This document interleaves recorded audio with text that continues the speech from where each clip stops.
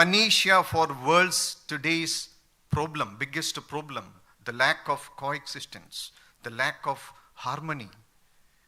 If there is no peace in world, how can the humans exist? Whether we can exist only with the knowledge. We are talking about AI, we are talking about data science. But what about peace? How war break out? War starts in the mind of a person first. It slowly communicates to other minds. Same way, the peace has to be started in a subtle manner, in a silent manner, in the minds of all of us, in the minds of all upcoming students. Only then the earth can sustain. Only then the planet can sustain. This is the very idea behind the revolutionary movement of World Peace University. And why Goa? Goa is very famous for leisure. Everybody knows it. Why can't we think about a place for leisurely learning? And why an idea like Transdisciplinary University? The students can learn and solve the real life problems without burdens, without boredom, without boundaries. Instead of looking each subject like watertight compartments, when students are learning for UG and PG, if they have a transdisciplinary approach, they can solve the real life problem. And what is the ultimate aim of education? Everybody, every learner must be having a utility for himself or herself, for the family, for the society, and for the nation. That is the very philosophy behind the idea of World Peace University. Right from the beginning, we have been getting wonderful welcome from all the corners of Goa. We are highly thankful to the people of Goa. It is going to be a mutually benefited, collectively benefited idea here for the Goans as well as for other people in India. And what we are trying here is, we are trying to bring the globe to the Goa, and we are taking Goa to the globe. With these words, let me conclude my brief speech. Thank you very much.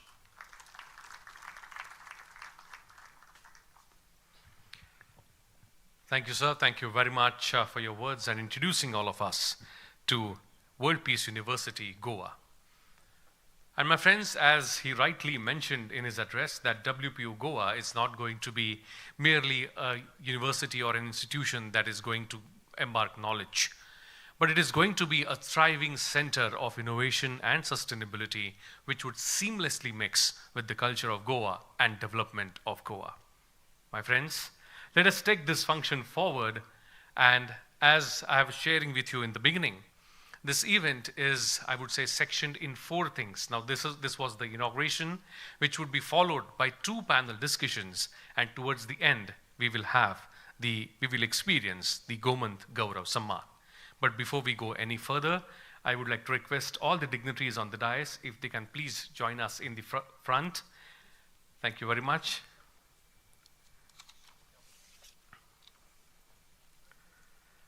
As we reflect on the vision of Goa 2037, this journey is about more than a growth. It is about building a future that is sustainable, knowledge-driven, and thoughtfully balanced between development and ecology.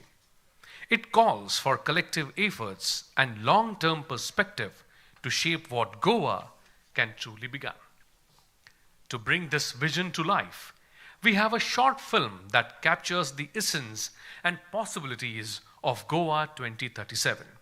May I now request my technical team if they can please show us that film. A land known for its vibrant tourism, rich culture and natural beauty. A place where tradition meets transformation and the future begins to take shape. As the world evolves, Goa stands at a defining crossroads where growth must align with sustainability and progress must create a meaningful impact. How do we build industries without compromising ecology? How do we create opportunities while preserving identity? How do we prepare for a future that demands both knowledge and responsibility? To address these questions, the Goa Chamber of Commerce and Industry and MIT World Peace University Goa come together to present the Goa 2037 Knowledge, Industry and Sustainability Conclave, a platform where ideas converge and dialogue shapes direction. From reimagining industrial growth with ecological balance to positioning Goa as a global knowledge hub through transdisciplinary education, this is where the blueprint of tomorrow co-created. And as we envision the future, we also honor a legacy that has shaped the nation, a visionary who transformed science into a force for society, who championed innovation with purpose and inspired generations through knowledge and integrity. On this significant occasion, we proudly confer the Gomant Gaurav Sanman to Dr. Raghunath Mashelkar for his distinguished contributions to science, innovation, and nation building. The future is not something we wait for, it is something we create together. Goa 2037 begins here.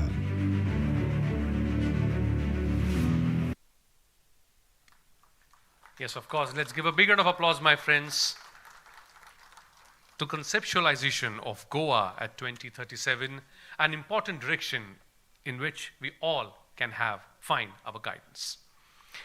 My friends, as we now move to our first session, Reimagining Goa's Future, Industrial Growth with Ecological Balance, we shift our focus to one of the most critical questions facing Goa today: how to accelerate industrial development while preserving the ecological and cultural essence that defines the state.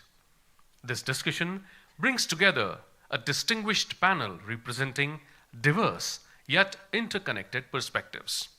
And it is indeed my honor and privilege to invite on stage the moderator of this session, the Director General of Goa Chamber of Commerce and Industries, Mr. Sanjay Amonkar. Please put your hands together and welcome him.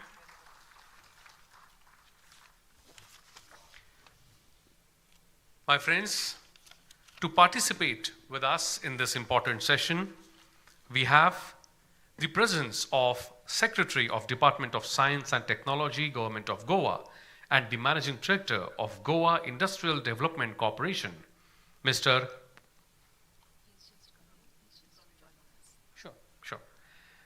Mr. Pravimil Abhishek. He would be joining us in a few minutes, is what the message I got. We also have with us the Global Sustainability and CSR Leader, the Chairman of Association Karnataka, CSR and Sustainability, and Joint Secretary of UNGC, Professor Abhishek Ranjan. Please put your hands together as I invite him on stage. We also have the presence of Director of Goa Paints and Allied Products Private Limited, India, Goa, Mr. Anirudh Dempo.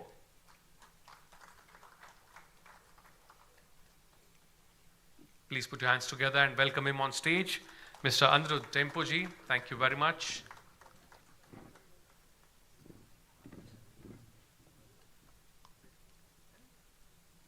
We also have with us the Managing Director of EP Bio Composites Limited, Goa, Mr. Rajkumar Kamath. Please put your hands together as we welcome Mr. Rajkumar Kamath ji on stage. We also have the former chair of MSME National Council, past president of GCCI Goa, Mr. Mangarish Pairaikar. Let's give all of them a big round of applause, my friends.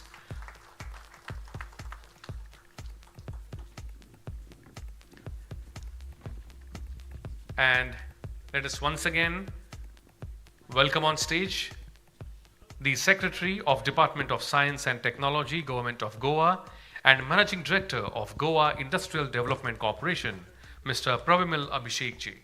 Let's welcome him with a round of applause. And now, without any further ado, I would like to hand over the charge to the moderator of this session, Mr. Sanjay Amonkarji. Over to you, sir. Thank you. Thank you very much. We have been given a mandate of 45 minutes or 1 hour for this session. That's too short, but we'll try to do our best in the given time. So ladies and gentlemen, welcome to this first session. The session goes by reimagining Goa's future, industrial growth with ecological balance. We are here to solve what looks like Goa's impossible equation. On one side, growth. Goa contributes 12% of India's pharma exports with less than 1% of its lands. Our MSMEs employ lakhs. Our youth are ambitious. The world wants clean tech, digital services, knowledge industries, and Goa wants a piece of that future. On the other side, limits. We have 3,700 square kilometers, that's it. Of that, coast, Kazans, forests, settlements, and CRZ leave very less area for industry. Our water tables are stressed. Our power demand peaks every tourist season. Our skilled youth migrate while industry imports labor. And every new factory, road, or resort sits on the same fragile ecology that makes Goa. Goa, for decades, we have treated this as a trade-off, industry or environment, jobs or coastline, GDP or groundwater. Today, we reject that false choice. This session is anchored by Dr. R.A. Mashelkar's philosophy, more from less for more, inclusive and responsible innovation, growth that heals, not harms, and development that is regenerative, not extractive. Our mandate in the next 30 minutes is simple but hard. Define how Goa becomes India's first proof that industrial growth and ecological balance rise together. We are discussing three realities. First, the industrial landscape. Second, the ecological boundary. And third, the integration. We have with us Mr. Anirudh Dempo, who represents generation of Goan industry that built responsibly before ESG was a buzzword. We'll ask you what hard decisions legacy industry must take now. We'll start with the first question to Mr. Anirudh Dempo. As I said, Goa has around 3,700 square kilometers of CRZ, Kazan forest limits. Where will the next 2,000 acres of green industrial land come from without touching eco-sensitive zones? As a legacy industries, what is that one hard trade-off you will sign off on? Your comments or your vision of Goa, sir, on this. Thanks. Good afternoon, everyone. Thank you, Sanjay, for having me. Well, just to start off with, I think I'm borrowing this stat from our MD. I still call him MD. I know, but secretary above MD. That Goa's industrial land, and correct me if I'm wrong, is about only 1.25, 1 point something % of the total land mass. 0.49. Okay, I stand corrected. So from that small a parcel of land, we are still able to generate 30-40% of the GDP of the state, which is actually a phenomenal, multiplier effect. Secondly, even within that, over the last 3 years, and again, this is one trend we have, that the credit does lie to the right of my seat for a lot of things, and that utilization has increased significantly in the last 3 to 4 years. So a lot of unused land has been brought back into the system, and we are allowing not as high as we want, but still higher than before in terms of utilization of industrial land. So that is happening for sure. And we also still have, we were able to get back a large amount of land that was locked in litigation, which has come back and which is going back into the system, and good quality industries coming there. So I think availability of land for the next few years is still there. I wouldn't say that there is no land available. What may not be is industries who need huge parcels with future-proof, 100, 200 acres for their next 50, 100 years. That Goa probably cannot offer, and they'll have to go to different places. But in terms of the quality of utilization that's happening, I think we are on the right path actually. It's not so bad, it's not grim. I think and the trend is positive, so it's only going to get better. This is my personal view, and over the last few years having worked closely in the industry. And as far as the ecological balance is concerned, I just look at it slightly differently. There's the commercial side and there's the industrial side.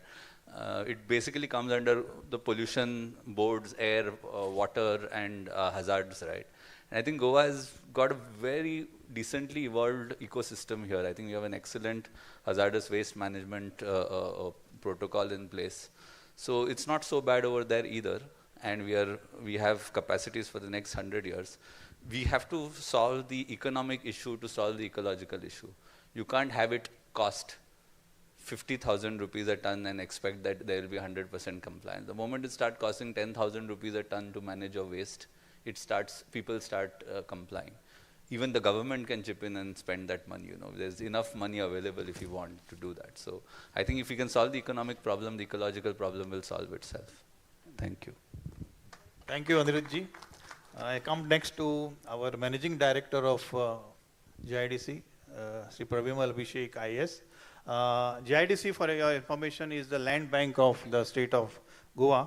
My question to you, sir, you have been trying continuously for R&D clusters, for IT parks, and for a high talent density. Digital economy is also on your books, and you have transformed the GIDC over the last 3 years tremendously. What it was and what is now is a vast difference. And kudos to you for that particular efforts, what you have done.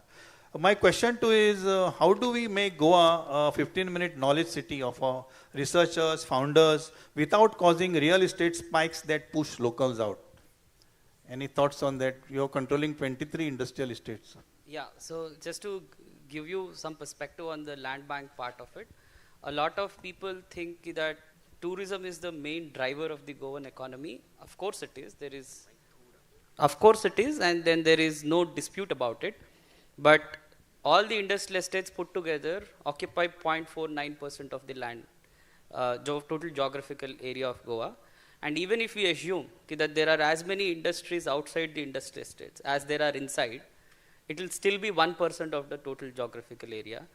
And the contribution to GDP is almost 33%. So now the question comes to how do we extract more out of less? That's the philosophy we are looking at. One of the simplest way to extract more out of less is that we are a land limited state. Goa's economy is obviously limited by its land availability. So how do you make sure that you are generating more jobs out of a given small parcel of land?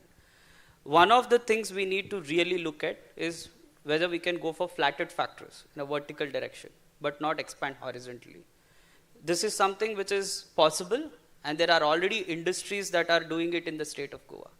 I can give examples, for instance, in Verna, where the production line starts on the 4th floor, and the final product, you get a manufactured product by the time you reach the ground floor. So it means that without going horizontal, by going vertical in terms of your additional FAR and also the height, you can extract more economic output from a limited given piece of land. Second, we have made a conscious choice in 2023 that we will not allow red category industries in our industrial estates because we have limited land. There is so much of area available in the rest of India for setting up of these massive, large-scale industries, but let Goa be a niche for sustainable industries. Third thing, we have taken some measures within IDC and also through DITC to develop something called as a green rating index and also a green credit model. This is a work in progress, and I'm sure once this is put in place, a lot of sustainability measures like tapping into solar rooftop, rainwater harvesting structures, solid waste management will automatically kick in, and there is a huge interest amongst the industries to participate in that.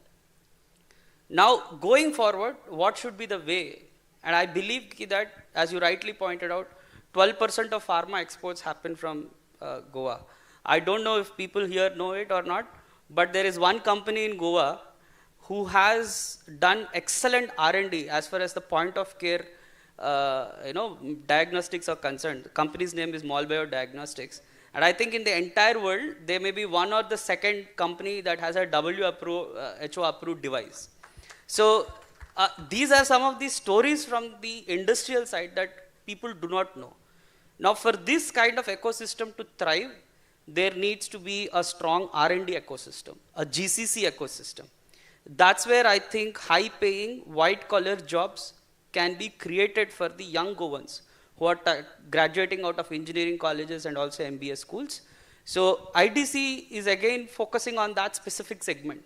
So instead of creating polluting industries, we are focusing on R&D centers. We are focusing on global capability centers that can produce more jobs which are not polluting and which can also help the Goan youth and the talent find the jobs, right kind of jobs here. So I think those are the steps that we have taken in right direction, and we are taking all these policy decisions continuously in collaboration with all the industry bodies over here. So as long as the dialogue continues between the government and the stakeholders, I think sustainability, jobs, and we will continue to move in the right direction. So that's something I wanted to say from my side. Thank you, Pravimal ji. We have with us our past president, Mr. Mangirish Pairaikar. He has been a pillar of the chamber and he is considered as the voice of MSME for Goa for many, many years. He was also the chairman of the National MSME Council. So MSMEs are 95% of the Goa's industry, but face a lot of problems of NOCs, land issues, CIZ delays. 98%. What single regulatory reform would unlock MSME-led innovation clusters while, of course, protecting ecology? Your thoughts on this, sir? Sir, today we are honoring a luminary who is world-renowned Dr. Mashelkar, and we are privileged, sir, to have his vision 2035 of Goa, which could be incorporated in Vikasit Goa 2037. And I would like to make a mention here. I can also make a mention, sir, that I have been a part of his book, which was penned in 2011. So he has given 7 arrows. Sir, am I correct, sir? 7 arrows, but I will take only 1 arrow because time is short. He talked about Suramya Goa, Suvidya Goa, and what I would like to make a mention is Santulit Goa. Santulit Goa is balanced Goa. Sir, we all talk about, there should not be disruption of ecological disaster and all that thing we talk about, but how can a development take place without even scratch for an environment? It cannot be. But we have to be cautious and we have to take things in the same stride, and Dr. Mashelkar was very prudent to mention that we should have Santulit balanced progress, because the students who come out today looking forward for their job aspirations, and we need to meet their aspirations. How to do that? And that is through the balanced progress, and which can be done in Goa by progressing in service industry, which was amply classified. And I would say, sir, that we can also protect the environment, we can make a balanced progress, and as well as, Goa has got the right ambience for R&D facilities.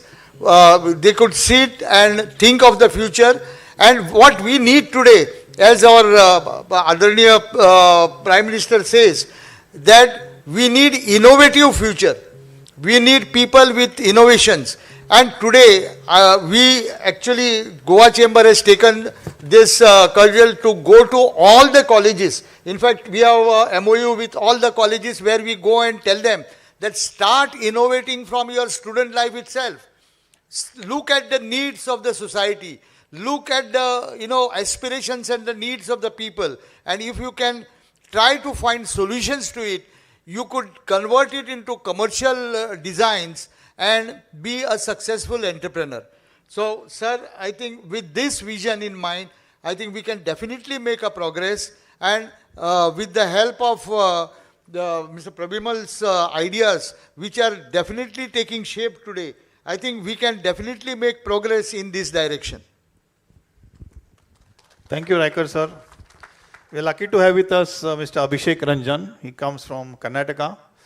Two boiling issues right now with the neighboring state. One is, of course, the Madhe River, and second is the doubling of the railway line, which is happening or going on, and it's some controversies are being generated.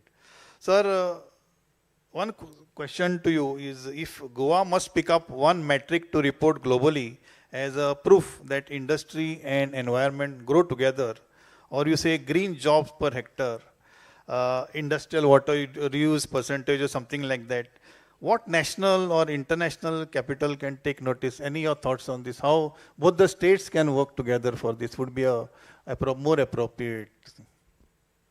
Good afternoon. I think first of all, my sincere gratitude and appreciation to MIT for setting up the World Peace Center University here. At a time like this is the very, very need of the hour. And at my role at the United Nations, we really advocate peace as SDG 16, and I'm glad that you have chosen Goa for this beautiful thing. Friends, I also have to go back to Bangalore, so I don't want to get into any controversy. You've been a good host, but my family and I live in Bangalore. My last 5 visits to Goa has been all in sustainability. Twice with the Honorable Chief Minister on setting up the Goa CSR Authority, and then teaching at various institutes here. The Goa, is about G for Goa, G for growth, and G for green. I think that's a mantra we should take it forward, because if Goa can be a world's role model and we can actually market it, we can brand it with the kind of, the ecological and economic balances we are talking about. I come from the city of Bangalore. Traffic is, it's very famous, but I think Goa is no second. Yesterday I went to Arambol. It took me 1.5 hours. At the same time I take to reach Bangalore airport from my home. So I think things are, in every city is becoming a challenge. At United Nations, we have set up an India Oceanic Center, a very first in the world, where we are talking, and I think we want more and more such oceanic center comes from city like Goa or Panjim. Friends, you ask about what is the world order is talking about. When we look at the Viksit Bharat 2047, which is our Prime Minister has given, it's important that India becomes not only a country where we have world's hardly 2% of the land, but 20% of the population. So a lot of our onus also lies on how we become more and more sustainable living. If you look at the new smart cities in the country, cities like Raipur, Nagpur, and many more have really kind of looking at how they don't become another Bangalore. And what IT has done for Bangalore, I think sustainability can do for Goa. We can look at our entire industry, especially the tourism industry, to become a net zero, right? We work with a lot of schools here through our CSR initiatives, and we look at how do we, inculcate. I was walking at a beach at Arambol some time back, and I saw school children collected all the, bottles, beer bottles, of which we all throw at the beaches, and these are the nice government school children collecting them and creating Save Goa with those bottles, right? So that's a kind of level of messaging is going at the grassroots level, and that's what we need. Any change is intergenerational. You can't do changes very fast, right? It takes time, but I think that's the right spirit. And what I really like about, as I said, my last 5 visits, every time it was a conversation about sustainability. But I think also it's important that Goa's effort, some of the initiatives with the help of MIT or the Goa Chamber of Commerce also should go out from Goa. People in Delhi, people in Bangalore should learn that what you are doing. I think a lot of time the conversation which I see at the national level. It's very limited to few large cities or large states, which has a better branding, I would say. So that is definitely what we need. And I think one goal we can actually collectively can think about, can we in 2037 maybe pick up one industry like tourism or whatever you like to, and make this as a carbon net zero industry, at least one. And that will be a biggest tribute to our sir, right? Because this is what his vision is. I think he just don't want mere words, but I think if we can all collectively today take a one pledge that by 2037, one industry we choose with the help of MIT, with the help of all the chambers, my, effort at the UN, all we can make it, and that will be when we meet at 2037, we give him a biggest gratitude to sir, for that. So that will be my humble suggestion. Yeah. Thank you, sir. In fact, the chamber came out with the Goa Sustainability Policy, Goa at 2037, in December last year. And actually, we have got a roadmap drawn, with the detailed roadmap for sector-wise roadmap. We had done this policy with the Goa Institute of Management, and whoever is interested can contact me. A soft copy I will send you over. It's a very interesting and excellent document, all contributed through the GCCI as well as other stakeholders. I now come to Sri Rajkumar Kamath, who is into environment. His main forte. And sir, my question to you is, Verena Kunde Tuve are stressed on water, power. There is no central effluent treatment plants. Kunkulim is a burning example. What do you feel is one infrastructure upgrade that Goa must commit to by, say, the next 2 years, so that clean tech does not choke existing MSMEs? And where would the budget come, and who should pay for it? That's my question to you, sir. Yeah, thank you, Sanjay Amankarji, because I think we are having a very, very, I would say, a very relevant topic that we are talking about. We talked about reimagine Goa 2037 and industrial growth versus sustainability. Now, when we talk about reimagine Goa 2037, if you try to imagine, it is nothing but, I believe, what comes to our mind, like Mangiriji has just talked about, is Vision 2035, drawn under the guidance and leadership of Dr. Mashelkar. Thank you, sir, for that wonderful document. If you go through it, point by point, it is valid even today. And what I'm also finding is a lot of things from there are already happening. Okay, there are some which need to be slightly corrected, but they are happening. So on one side, we have got a direction, in my opinion. Okay. On the other side, I feel we have to look at the mindset as well, besides direction. We cannot talk about sustainability from a compliance point of view alone. Okay, and I think we have to look at it from an impact. Whatever actions we take, what is the impact that is creating? And that impact should drive you to do more, okay, rather than just the compliance part of it. I will just give you a small example. I mean, all of us, we adore, we admire our late Chief Minister, Shri Manohar Parrikarji.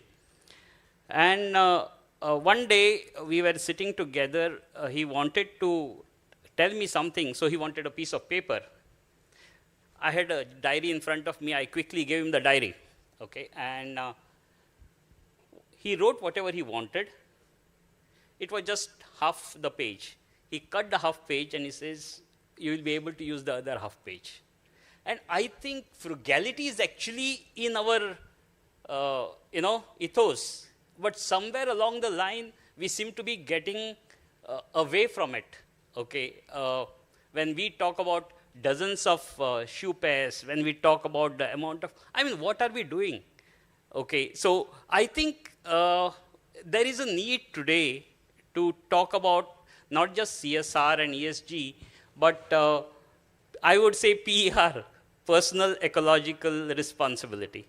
Okay, it's very, very important, because if each one of us do it in our own way individually, we are also working somewhere or leading some companies. And if we, each one of us is actually committed to a PER, the sort of actions that we will take, I think will automatically be in line with what is required. That is number one. So compliance versus impact is one. So we have the direction already set. We need to have this mindset, and I think we need to work towards it. Another example I would just like to give, something which happened just about 15 days back. Under the aegis of Vibrant Goa Foundation, whose first chairman of board of advisors was again Dr. Mashelkar. Thank you, sir, for guiding us. We had conducted a roundtable on the logistics, shipping and exports. You were there too. And when we were discussing various points, and we were trying to tell the industry, how it is cost effective to do it through MPT rather going through JNPT, what I found was some of the companies were actually impressed not so much by the cost part of it, but by the sustainability part of it. Okay, when they were told that it is a more sustainable approach to go through MPT rather than JNPT, they were more. I mean, that is the mindset that needs to actually, we need to inculcate. Okay, so this is the second. Now, third thing is, you talked specifically about the industrial estates. Okay, so I would look at it that we need to look at decentralization of infrastructure. Definitely, we cannot depend on centralization of everything. If we have a problem, it needs to be taken care at its source itself. Okay. So if we are talking about effluents in some specific industrial estates or even beyond, I think why we talk about specific. In all industrial estates, we need to have a common effluent treatment plant, okay, especially where it is required. However, it is not a very easy solution, because what comes from different industries would be different. So it would be necessary for each industry to treat it at a particular level and then give it to the common effluent treatment plant. Okay, that would make things useful. Second, who will play a part, where the funds would come from. Here is what a very progressive corporation, industrial development corporation, it is, I would now call it progressive. In fact, a few years back, we were calling it as just Bhatkar, landowner, IDC. Today, the word development, we are seeing it in the true sense, industrial development. Okay, and thank you, Abhishek ji, for what you are doing. So coming to that, as far as the common effluent treatment plant is concerned, if we can, now here is where things can happen.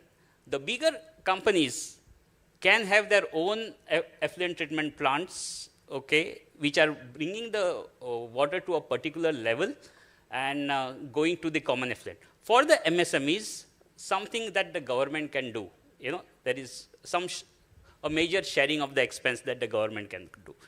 Now, it is not just the treatment of the effluent, since I'm in this field.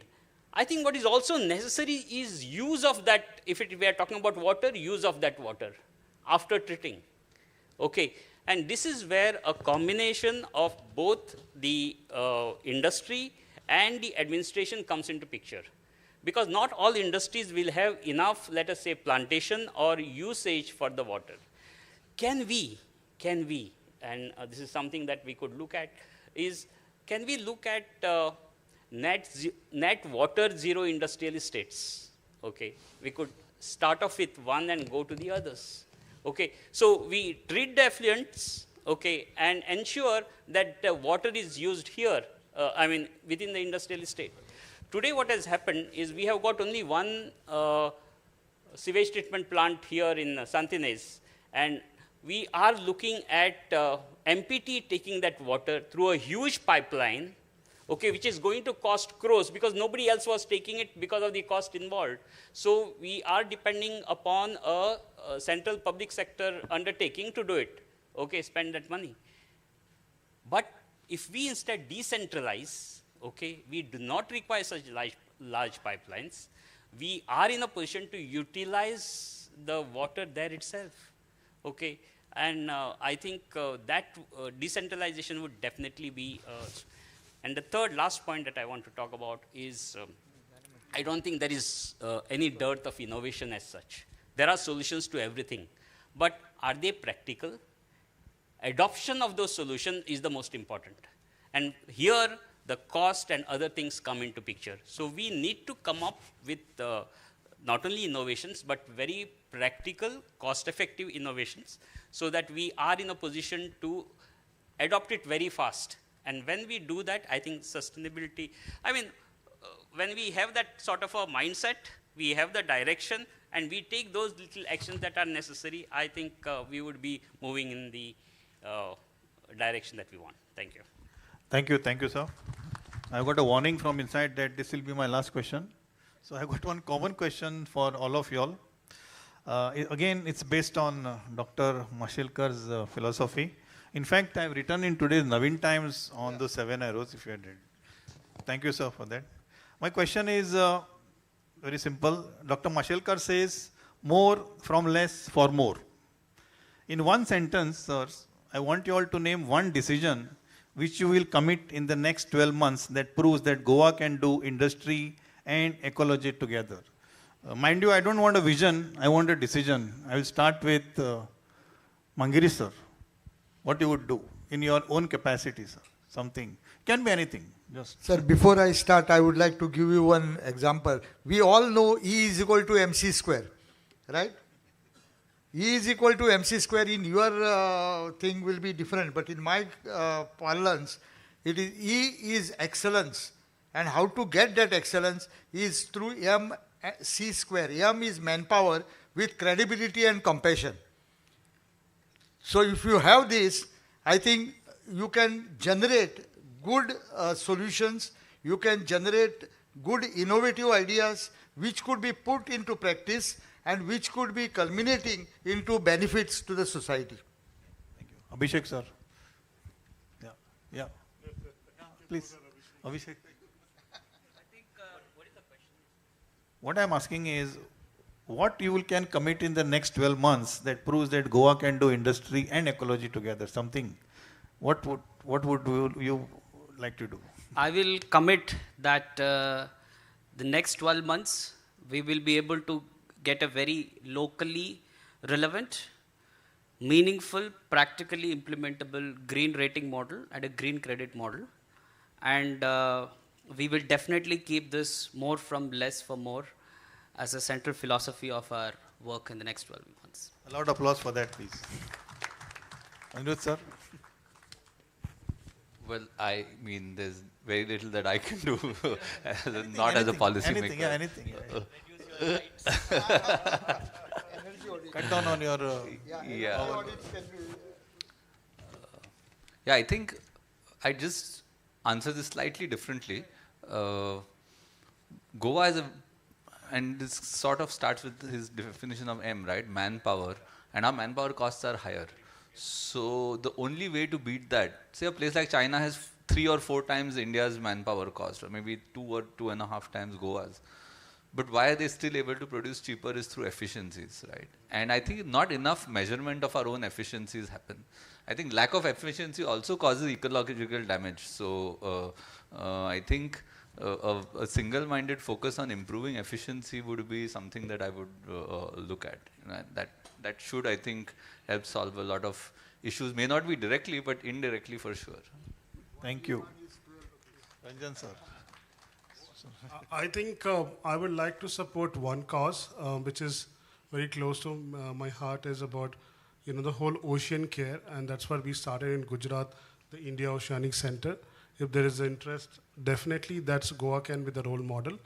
And I think if one unicorn can come from Goa in the climate change or circular economy, I think that will be the best what we can give it to the state. Yeah. Thank you. Rajkumar, sir. Okay. Since I'm into water recycling, wastewater recycling, the thing that I can definitely set a target for myself, not in 12 months, but maybe 24 months, is to treat 10 times more water than what we are doing today and use it for productive purposes so that no water goes waste. Thank you. Already got two warnings. The FT has also taken his place. So anyway, I thank all my panelists for their vision for reimagining Goa. And we couldn't complete this, but I'm sure that Chamber will organize one more such dialogue and we can talk for longer periods of time. I thank Dr. Mashelkar for being here with us and all of you who have joined us in large numbers. We're having one more session coming up, so I thank all of them for coming here. Yeah. Thank you very much. Please request, yes. I request all of you to please be there. There is one important formality that we have to complete, which is of Atithi Devo Bhava. We would be doing that. But as Mr. Sanjay Amonkarji rightly said, that this is just a beginning. And of course, though the time constraints are always there in any function, but I'm sure, as he rightly said, that this is being just a new platform. We will take this discussion way forward. Thank you very much. I would now like to request the moderator of this session, the Director General of Goa Chamber of Commerce and Industries, Mr. Sanjay Amonkarji, to kindly felicitate and thank all the dignitaries who brought 5 different perspectives, but single voice, the development of Goa. So let's give them all a big round of applause, my friends. And I request Amonkarji to kindly felicitate and welcome Mr. Pravimal Abhishek IAS, the Secretary of Department of Science and Technology, Government of Goa. Let's give a big round of applause, my friends, to Mr. Pravimal Abhishek. A big round of applause. I now request sir to kindly felicitate Professor Abhishek Ranjan, Global Sustainability and CSR Leader, Chairman of ASSOCHAM Karnataka. A big round of applause for Professor Abhishek Ranjan. Thank you. I now request sir to kindly felicitate Mr. Anirudh Dempo, Director of Goa Paints and Allied Products.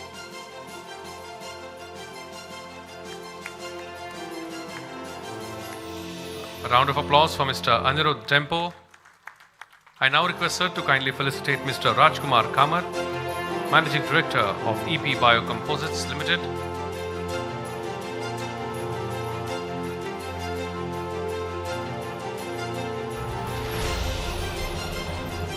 And of course, I now request him to kindly felicitate Mr. Mangadish Pairaikar, former Chair of MSME National Council. A round of applause for Mr. Mangadish Pairaikar Ji. And I request all the dignitaries to please join us forward for a beautiful group photograph along with their felicitations. If you can please wear that shawl of honor.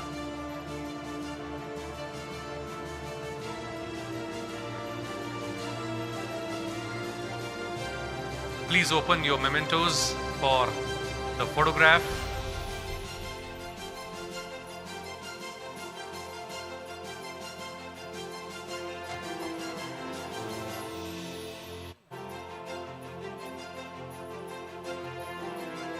A big round of applause for all the industry leaders present here today. And I now request Dr. Rahul Kara to kindly come up stage and felicitate Mr. Sanjay Amonkarji, the moderator of this session, and join us in the photograph.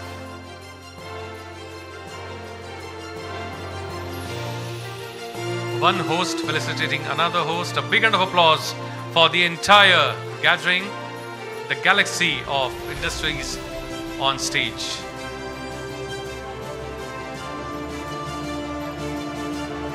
Thank you very much. I request all the dignitaries to join us in the front as we get ready for the second important panel discussion. As we transition to our second session, Goa as a global knowledge hub, transdisciplinary education and industry academia synergy. The conversation moves from industry to the foundation role of knowledge, education and talent in shaping Goa's future. This session brings together an exceptional panel, leaders from academia, policy, and industry. We are honored to have many tall personalities in this session, and this important session, which is titled The Goa as a Global Knowledge Hub, Transdisciplinary Education and Industry Academia Synergy, would be moderated by Honorable Vice Chancellor of MIT WPU Goa, Professor of Hamburg University of Applied Sciences, Germany, Dr. Walter Philo. I invite him to join us on stage. Please put your hands together for Dr. Walter. I now invite on stage the panel, the Secretary of Education, Government of Goa. Please put your hands together for Mr. Prasad Loyenkar.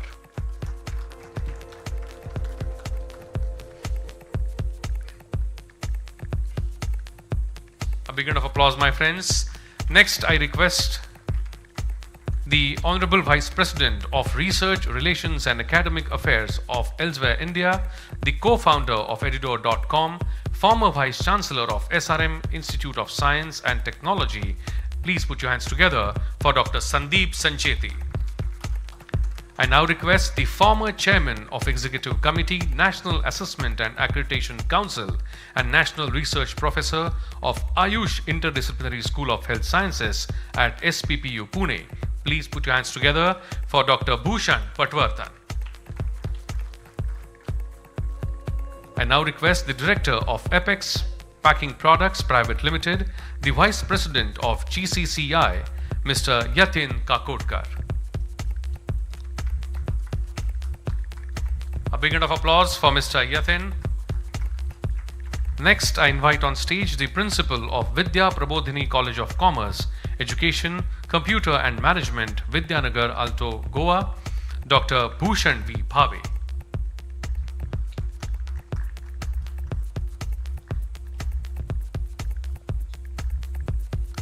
I also invite on stage the Director of BITS Pilani, Goa, Dr. Suman Kundu.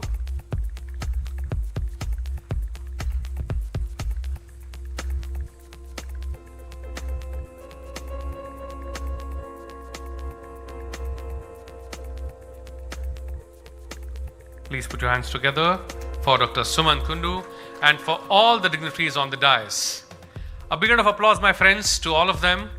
And now, without taking a single minute, I hand over the charge to Professor Dr. Walter. Thank you, moderator. Good afternoon, ladies and gentlemen. A real pleasure to have you in this very special day. I also want to thank our panel for being here today. It's really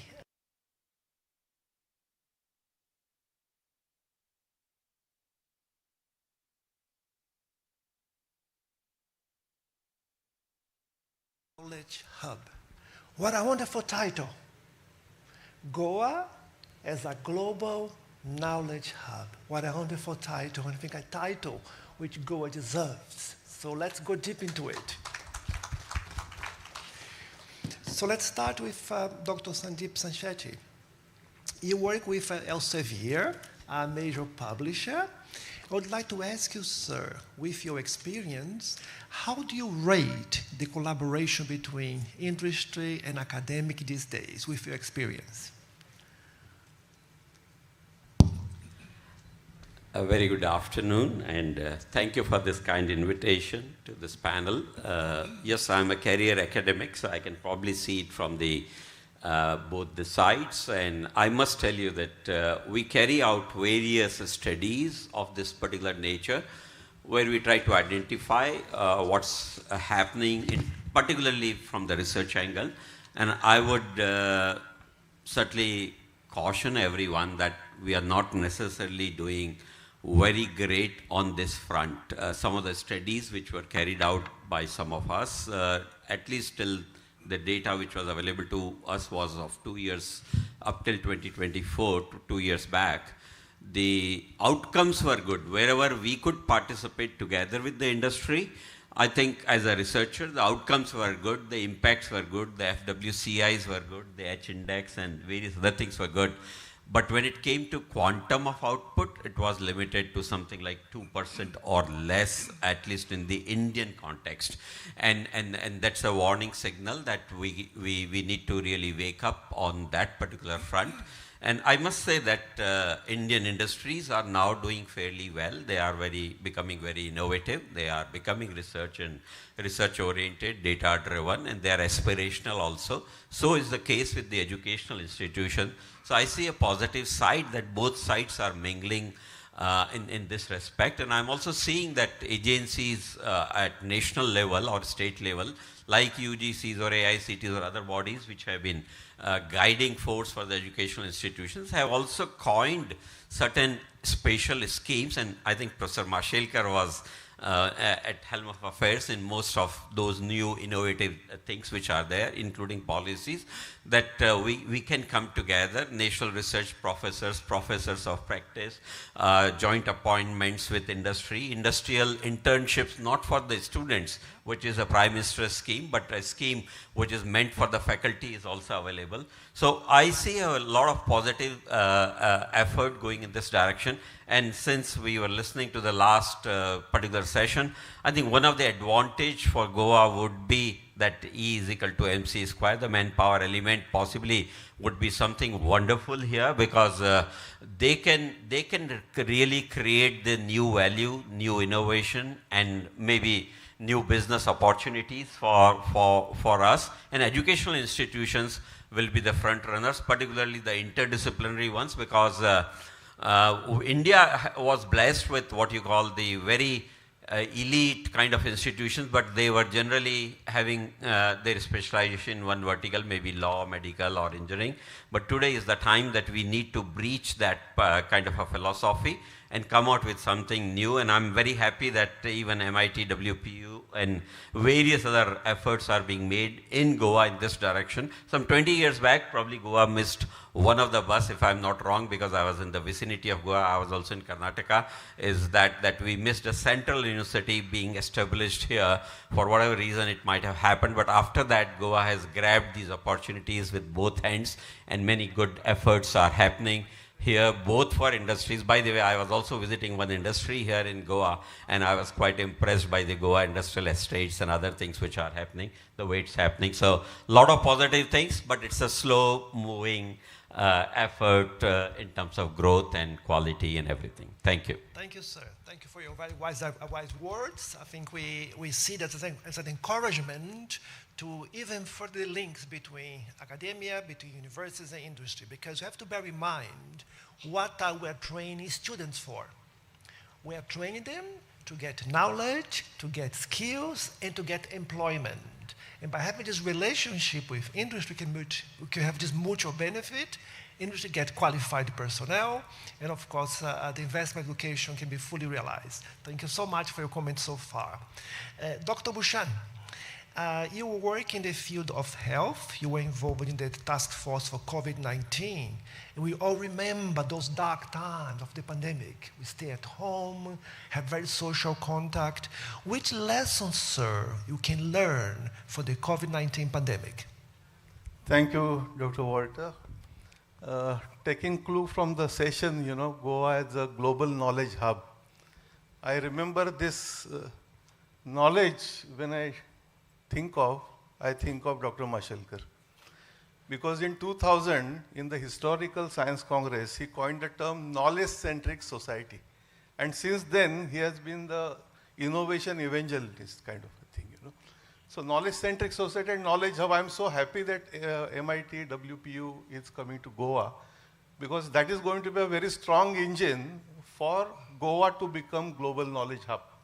And this is for several reasons. You yourself, as a Vice Chancellor designate, coming from some different country, from different cultural background, this kind of a cultural melting pot, this university is, I think, probably for the first time, we are experiencing in this country. So that itself is going to be a very good trigger. Coming to the point of health, just 2 months ago, CM Goa organized a meeting in Goa. I was invited for that meeting, and the theme of the meeting is how integrative health Goa can become a hub. I can tell you that looking at the overall global scenario, Goa has tremendous potential to become a global hub for integrative health. And tourism already Goa is doing excellent. So tourism and health tourism will go together very, very well. Yoga, Ayurveda, traditional knowledge systems are also strong in Goa. All this National Institute is here in Goa, right next to airport, Ministry of Ayush. So all these are very well connected to each other. And again, I'll come to Dr. Mashelkar. You know, I still remember my first introduction to WHO was given by him when I was co-chairing what we call it as CIPIH, you know, the WHO Commission on Intellectual Property Rights and Innovation. And the chair was Professor Ruth Diffuse. I forget her name, Diffuse. You know, and that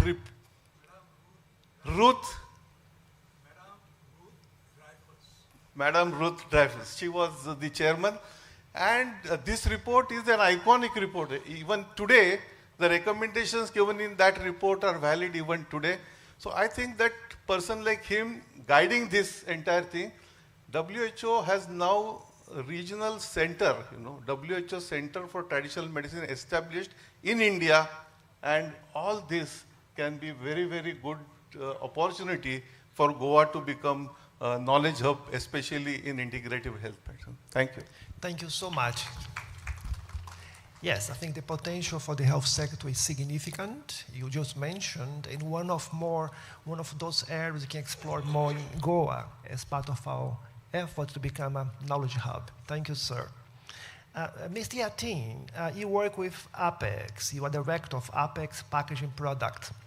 And what kind of skills, sir, are you looking for among graduates? We want to be a knowledge hub, want to train our students. What kind of skills do you require as an employer for our students?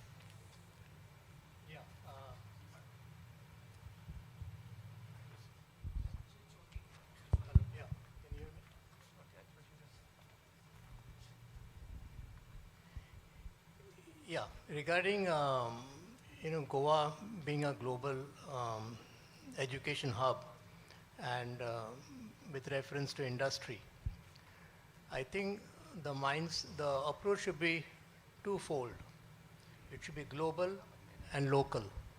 So we need to have a global approach to developing Goa as a global educational hub, because we do know industry and business associations in Goa do know that one of the burning problems of Goa is employment for Goan youth. So when we develop our education policies, we should also keep that in mind, that we solve the educational needs of the Goan youth, in addition to solving the needs of people who are out of Goa also. And now for industry, there are two kinds of education you require. One is, of course, you need degree holders, you need graduates, maybe in the sciences, maybe in engineering, maybe in IT, design, so on. But you also need people who are sort of having skills, who may not be having white-collar jobs. So the difficulty that we encounter is we don't have enough supply of locally available skilled people. So I think, of course, now that may not come in the purview of a university. It may have to be resolved by other educational institutions. But skill building, skill development at the local level is very important. Very often we are told, industry is told that you have to provide employment to Goan youth. The issue is not providing employment to Goan youth. The issue is employability of Goan youth. So there are two sides to this: employment generation and employability of the youth. So the question is, who bears the responsibility for creating a pool of employable Goan youth? Industry can undertake this responsibility to a limited extent, especially medium, small industry. They don't have the resources to have in-house training institutes. So we need to bell the cat regarding who creates employable Goan youth. Okay, maybe government to some extent, or they have to create a ecosystem where they allow private and public institutions to impart skills to Goan youth. So my point is, we should aspire to be a global education hub, But at the same time, we should be mindful that there are needs of the Goan people, and we should also try to cater to their needs. Thank you very much, sir. I think this is for us a clear sign about the need to synchronize our study programs with the need of the employers. So that's why we're training students for, to become employable. Students are going to universities thanks to the effort of their parents. So, and this investment from the parents can be realized if you're giving them the skills and the knowledge I mentioned before, bear in mind the need of those who employ them. Therefore, good for us, a good warning side, a good motivation too, as part of our effort to become a global knowledge hub, to take into account the needs of the employers. Thank you. Okay, Dr. Bhushan, you are principal from GVDR Prodnini College of Commerce Education. Could you please tell, sir, how does the college collaborate with companies? Thank you for this right question at the right moment. First of all, I thank on my behalf WPU, the MIT Pune, for this beautiful venture which they have organized here. When I took over as a principal at Vidya Prabodhini College, a small college in Goa at Purvarim, the very concept of the college I designed as campus to community and college to village.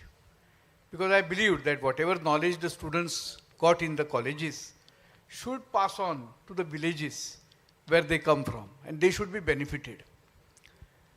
After realizing after 5 years, now there is one more component which has to be added. Because it has been said that skill development has to be the mantra of the day. So the third element which has to be added is campus to corporate. How our students can develop these skills and they can develop their employability. And not only as an employee, but as an employer, how they can have startups and unicorns and many other things. So with this, I appreciate the scheme which was introduced by UGC a few years ago, the professors of practice. Ours was a very small effort in our college to establish a committee called Industry Academia Interface. Within a span of 3-4 years, I could, through my contacts, non-political, I could arrange some 1.61 crore rupees for my college infrastructure from different industries. So with these industries, I approached them again next year also. And what I appealed them, I don't want your only money, only funds, only infrastructural help. I want your academic help. So what you do, your professional, trained, experienced officers from your industry will come to my college as visiting lecturers. I will not be able to pay them anything. I want their expertise, I want their all experience that they have gathered for so many years. They may not be postgraduates as my lecturers, but they are the real persons who can guide my students about the reality of the industry today. So this has helped a lot. In fact, with the help of Mr. Sanjay Amonkar, the Director General of Goa Chamber of Commerce and Industries, we even met the Vice Chancellor of Goa University and other officials in the state and industrialists, appealed them. My Industry Academia Committee, sir, has a combination of academicians and industrialists. And with their vision, with their guidance, we are now progressing. We are having internship for teachers. This is the first of its kind for the state of Goa. We are thinking of internship for students now. But before that, I thought our teachers who have post-graduated few years ago, they don't have any industrial exposure. They don't have any functional knowledge. Like take my case also. I graduated from Goa University in the year 1990. Till then, language was only a means to understand literature for me. But when Government of India had a circular in 1996 that language has many other things. And today translation, interpretation, voiceover, language technology, use of language in the AI, so many things have come up. My students are not aware. My Konkani students, Marathi students, English students, Hindi students, they are not, aware of this use of language technology when they are graduating. So I thought my teachers have to be first given the internship. I put them under a CA, Chartered Accountant, the leading firms in Goa. Because they were teaching a paper called taxation, but they were not knowing what taxation is, how the taxation files are filed. They were not aware. I put them on the reception of a 5-star hotel, sir. My teachers, my faculty, backhand office of that hotel. I put them in the NIO, and there they got the first-hand exposure of what reality is and what to teach to the students. This was the first attempt. Then we made some small efforts like, all of us know marigold flowers, which has very relevance during Diwali time. Rozan, that we call them. Jhenduchi Phule. So these all flowers are exported from Karnataka, sir, in the state of Goa. So we made an experiment. We invested some 35,000 in 2 plots in Dandeli. We made a contract with the farmers there, that whatever product of Jhendu will come, they will supply to my students. Entire project was run with the students only. And incidentally, there was a good crop, and we got around 6 trucks of marigold flowers brought to Goa. Everything done by college students as a part of their marketing paper. Even the selling part of it. The market rate was 180. We could sell the product at 120 rupees with a net benefit of 3,50,000 rupees. This was not meant for benefit as such, but giving the students the exposure, how marketing is done, how this skill can be developed in the students. Likewise, we had a plot at Pedne, and entire farming work, right from plowing to harvesting, was done entirely by the students. So these are the small things which we could do, wherein we brought some skills in the students. Industry and academics should go hand in hand, and there should be no disconnect between the industry and academia. This is what I feel, and ours are small attempts in this direction, sir. Thank you. Thank you very much. I think you gave us a very good example of what can be done in practice. We do not have to wait until they are at university. You can start at school, at colleges. Yesterday, I had the privilege to host a number of principals from schools from Goa. We have a very nice evening together. We exchange ideas. They are telling us about what they are doing. And they did show a great interest to also work models where we're using project approaches. You have described to us project-based learning. You described to us problem-based learning. These are all techniques we can use towards making Goa a global knowledge hub. Because by doing things, they can understand why they are doing it, why they are learning, and gives them great motivation. So thank you for this excellent example. We move on now to the ministry, to the government of Goa, to the education secretary, Mr. Prasad. Very nice to have you here, sir. Does the government, the ministry, have provisions to encourage industry-university cooperation? First, thank you for having me here. Now, your question is whether government has any policy or for encouraging industry-academia linkage.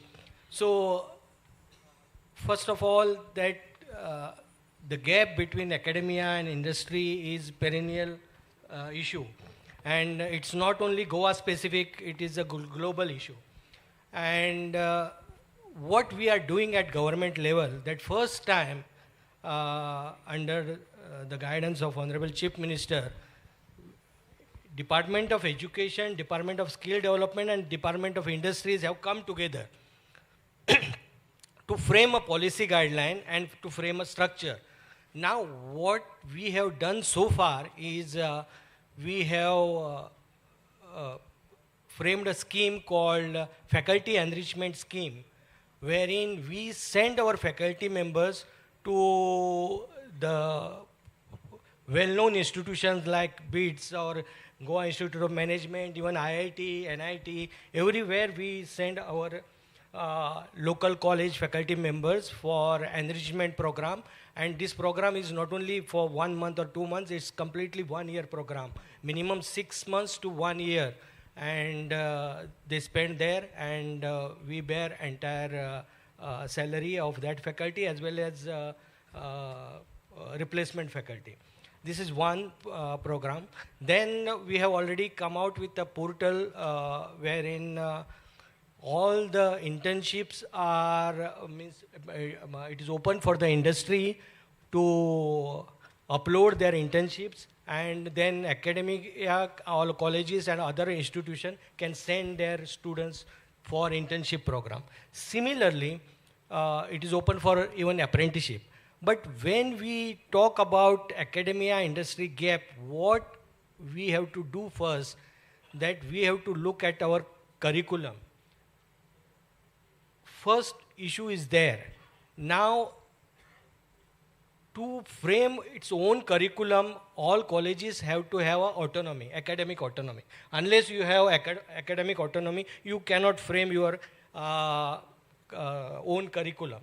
You have to follow curriculum of the university. The first thing we are now trying to encourage all the educational institutions to frame their own curriculum, to go for autonomy, and to encourage and to frame your own curriculum, which is basically frame a curriculum in such a way that what industry wants. So to take industry people directly on the board of studies. Right now, what is happening normally in academic institution, unlike big institution like IIT and NIT, it's a different story. But normally in colleges, in any state, what happens that BOS member, they try to frame a curriculum in such a way that how comfortable I am to teach that curriculum. It should not happen so. So that is why we require industry people on the board of studies. And then we have to conduct faculty development program, because to impart that curriculum to the students. That is one thing. And secondly, UGC has now come out with professor of practice. We can directly take, and government is also thinking about that, on pilot basis we can think of professor of practice, wherein we can bring directly industry people to impart the training to the student.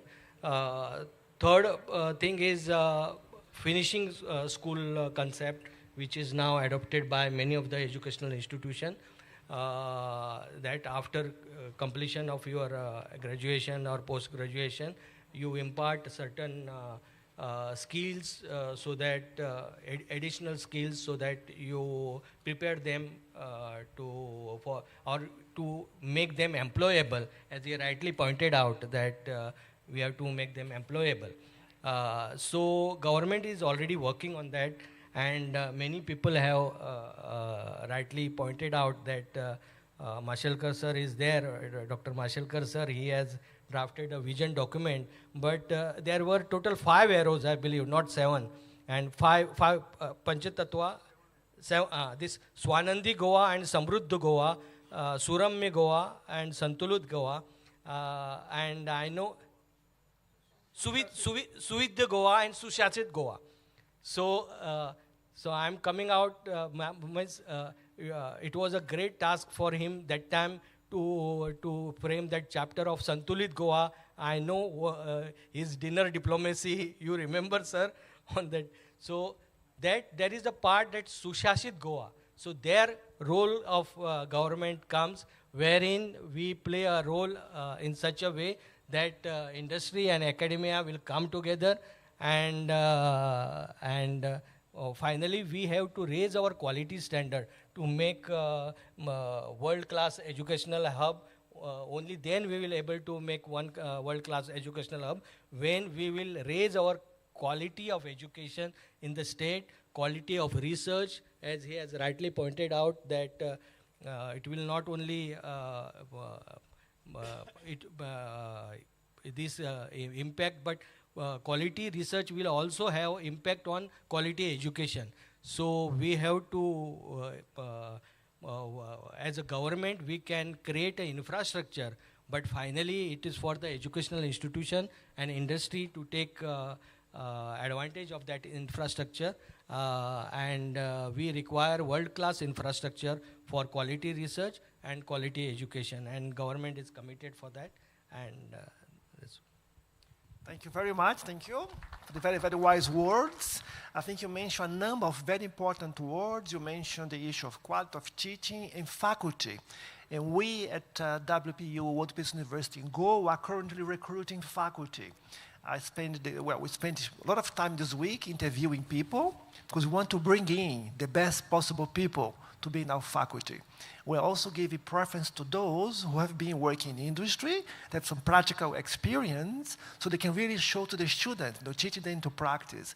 Theory is very important, but also practice is very important. Indeed, we are very happy to have applications from suitably qualified potential professors from Goa, so please contact us if you are interested to join our team. We have emphasized currently assistant professors and associate professors. It would be lovely to have applicants from Goa. So we go now to our sister, the BIT Pilani, a very important organization here in Goa in the educational sense. So Dr. Suman, thank you for being here today. Could you please, sir, give us some examples about your plans for collaboration with industry? Thank you very much, Dr. Walter, for already calling us your sister. That's very generous of you, and you won us over, in the same way Vivekananda had won, the entire globe over by calling sisters and brothers. And a very good evening to you all. I'd like to thank GCCI and WPU Goa for this opportunity to be among a galaxy of accomplished individuals, and especially to present myself to before none other than Professor Mashelkar, who is the parallel theme today, along with academia, industry, and ecology. And the more I see him, the more I know about him. It inspires me, and I'm amazed. And the number of lives he has touched without knowing, he wouldn't know, because I am one. More than 15 years ago, you were present, for an event where Indo-US research fellows were felicitated in Pune. I was there. I was one of them, listening to you, and I was much younger then, just as an associate professor, and then I grew through the ranks, and I'm very grateful that I got your inspiration on that day. And when I heard that you are coming and I got this invite, I couldn't stay away, though I am nervous, talking in front of you and looking at what you have done even for Goa. Yeah, so you wanted to know our collaborative approach with industry. Good question for BITS Pilani, because we are an engineering and technology institute, as you know, an institute of eminence in the country. Though we are a national institute situated in Goa, we directly do not involve the way we should with Goa and its people and industry and society. But since I took over in the last 4 years, I have tried to do that. And I just wanted to mention that I was sitting here at a comfortable angle looking at this, the screen, and I realized that knowledge, industry, and sustainability is there. I would suggest GCCI to add society there, and which is very important, and that gives a wonderful acronym which is very important for us going forward. That's KISS, KISS, right? And all of our blessing, the comfortable kiss on Goa to take it forward. But we do have a strong linkage with industry. I think that's where BITS Pilani has thrived over the years. And I can give you a couple of examples. For example, we have all talking about the academia industry linkage, the gaps that exist, and how do you bridge those gaps. In some ways we have done, though we are not perfect. There's a lot of improvement that's required. But let me start with what we do for our most important stakeholders, that's our students. What we have, a very, very special pedagogy, which may almost be unique in the country, is called practice school. And the name suggests, what we mean by that. This is a program, this is a pedagogy whereby we transform our classrooms to industry. Okay, so twice during in the duration of a student that studies in any of our campuses, and we have 5. The students work in the industry. Those are very defined internships. They are beyond the normal understanding of internships. That's why you call practice school. We have understanding with a large number of industry through agreements, and we call these industries as our practice school stations. And students, first time in a pedagogy week, which we call practice school 1, in the summer following second year, they work for 8 weeks and straight 2 months in an industry. They're not on campus, and those are credited. It comes with 5 credits. And a teacher from the campus also goes to those practice school stations to help students, learn what an industry is, what a real world problem is. In 2 months you can't do much, but you can at least know how an industry works, what a real world problem is, how do you approach the problem. Now in their final year, they work 22 weeks, 5.5 months, straight in the industry on an industry problem, which we call practice school 2. And that's where they learn, how to solve an industry problem. That's where they are connected to the industry. So whatever they have learned in theory, in classrooms, are actually put in practice schools too, which goes about 5.5 to 6 months. And it's a win-win situation for industry, because as you understand, industry also needs benefit out of everything, because after all, they have to make their profits. And how it is done is that, we divide our batch into 2 groups, 500, say for example, in Goa, we admit 1,000 students, 500 each. And while one of those batches in industry for first half of the final year, the other batch is on campus, and then we swap. So industry has, for the entire year, industry has one of our students to work for them, and that works absolutely well. And believe me, 40% of those students from this practice school are employed. So they have an employment, they have an offer for a job even before they have graduated, way before they have graduated. That's one pedagogy, I think, which everyone can take up. And then they come back, all those who didn't receive offer from those practice school stations go through placement.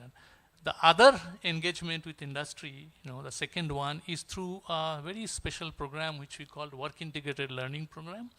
And this is all about continuous learning, as has been said by industrialists in the previous panel, that knowledge needs to be continuously upgraded. These are work professionals who work in this, who study in this program. And while our regular program has about 18,500 students, this program has about 49,000 students, in the current time. So they are all work professionals working in the industry. They get a knowledge upgrade, and they get degrees and diplomas through this program. The third one is through, of course, research and innovation, and how we train our students, to create industry of their own. You know that there are about 110 unicorns in the country, and 18 comes from the BITS Pilani system, and I think everyone in Goa would be happy. 3 of them are from Goa campus. 3 unicorns are from Goa campus, and we have a direct connect with Goa.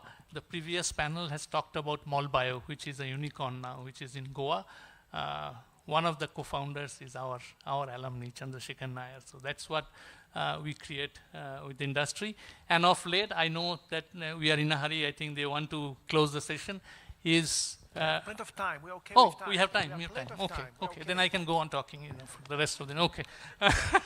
So the third aspect is, to work with industry to develop technologies and to commercialize them.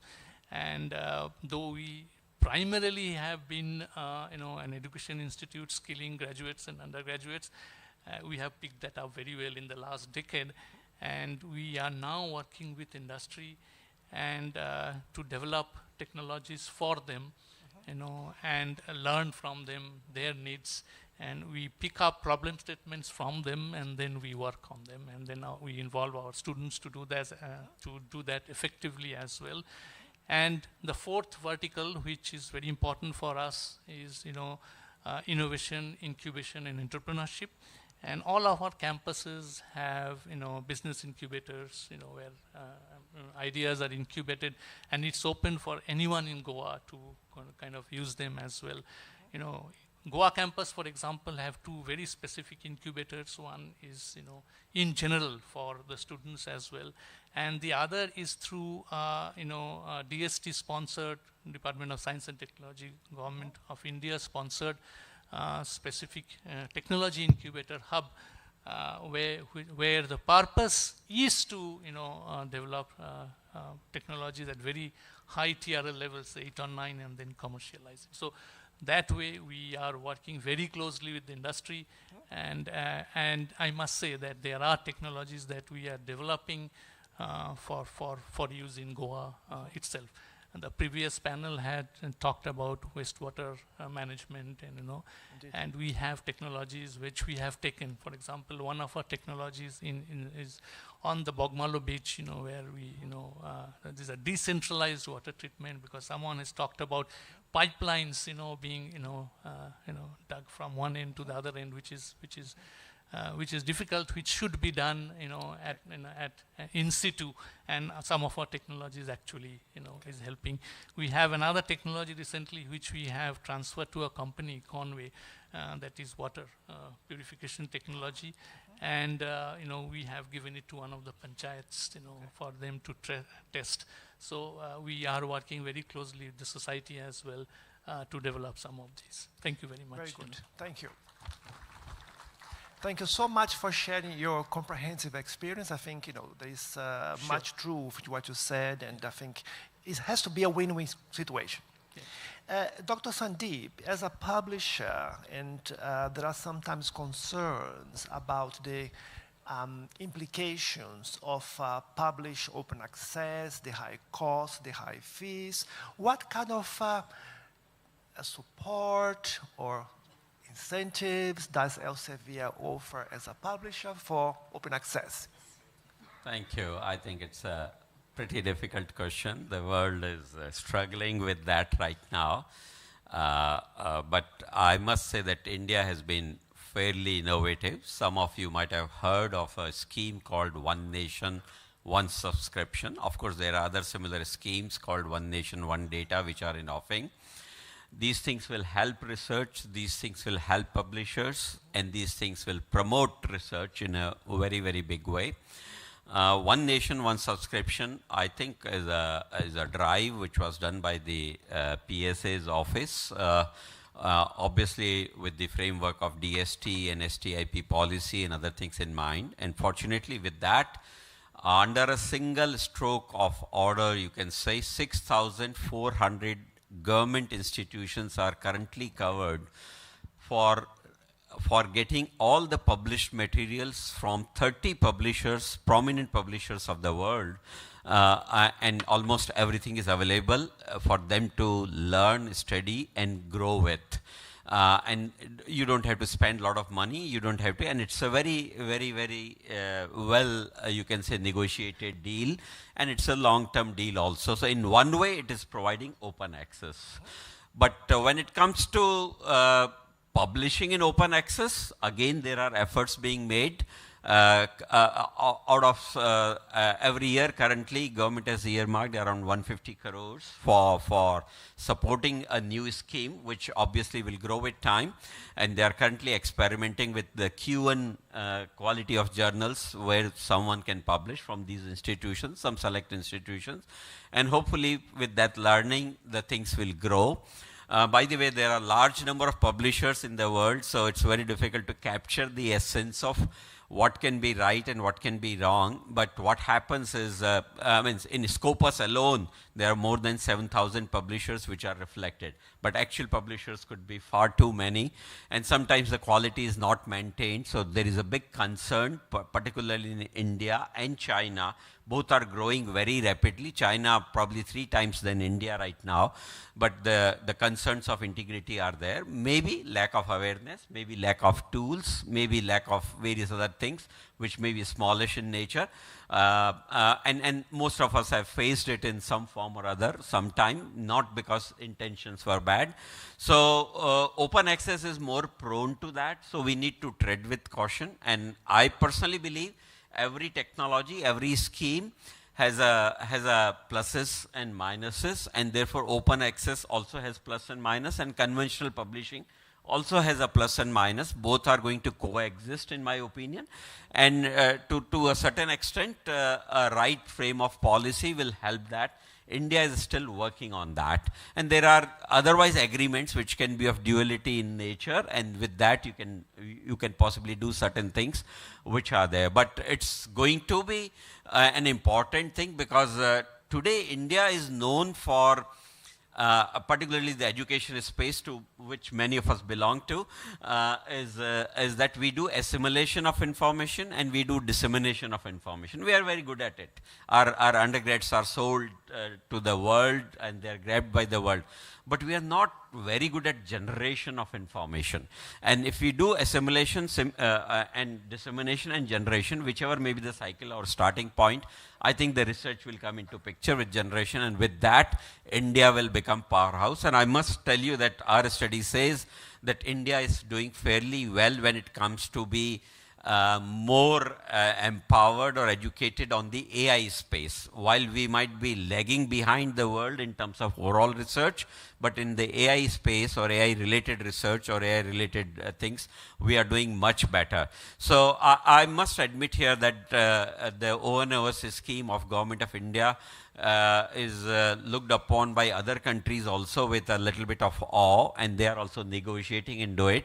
And probably some of us are aware that even under CIPU, which is driven by MIT World Peace University, Rahulji's drive is there for that, and they are also trying to work on similar kind of schemes where private universities like MIT, WPU or other one possibly can be covered with a cost-cutting measure. So there are many things which are happening. And one or two more points I'd like to say, because Bhushanji had raised one point on skill. I must say that, and you had raised a point on autonomy, just quickly. There are schemes called ABC, which Professor Bhushan Patwardhan had coined while he was in UGC, and I had a chance to work on that, Academic Bank of Credit, that very nicely addresses both these points. Skills can be counted towards a formal degree. You don't have to worry about that the university is different.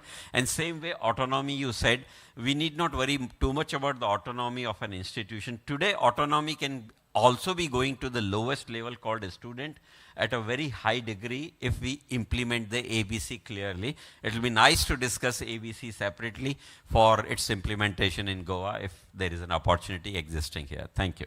Thank you very much indeed. Thank you. Appreciate. Dr. Bhushan, you were for some time in University Grants Commission. Can you report on your experience in the Grants Commission for university-industry collaboration? Do you have good examples to report to us?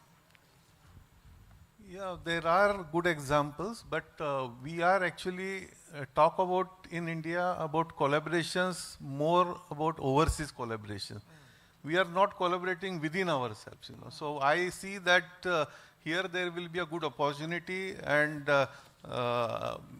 WPU will be a very good candidate, you know, to form a league of Indian universities which are like-minded, so that they can share their resources, they can share their faculty, because faculty is very scarce, you know, and we have to have good quality faculty available to more and more students. And I think that the principle or the formula which Dr. Mashelkar has given has to be applied in education, that is MLM, you know, more for less. For more, you know. So that's the way, if we go education with collaborating with our own universities, we'll be able to bring a very strong alliance or a league. That's what is needed. And Goa can take a lead in that. Thank you. Very good. Thank you so much. Thank you. Mr. Atin, you know, coming from industry and working in the area of packaging products, you may need support with research. You have here a large community of academics, of researchers. If you had a wishing list of support to your company, what kind of support would you desire for university? We are developing products, you are commercializing your products. If you could wish for university support, what would that support be?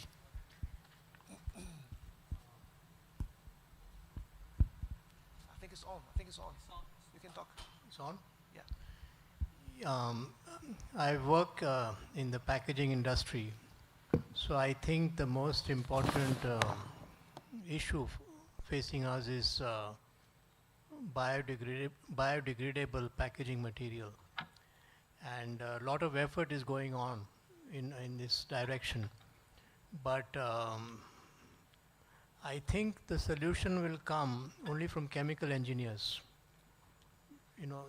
And so it has to be a chemical engineering solution to finding biodegradable plastic material. So that is the kind of support we would need. And or maybe working with other kinds of material, may not be plastic, but material which is biodegradable, but which also ensures packaging integrity, because the choice is between, say, paper and plastic. Now, how do you make paper popular? Because there is also an environmental cost to it. Yes. And so I think we need a magic material. Magical material. Yeah. And I think that will need an invention. Yeah. Okay.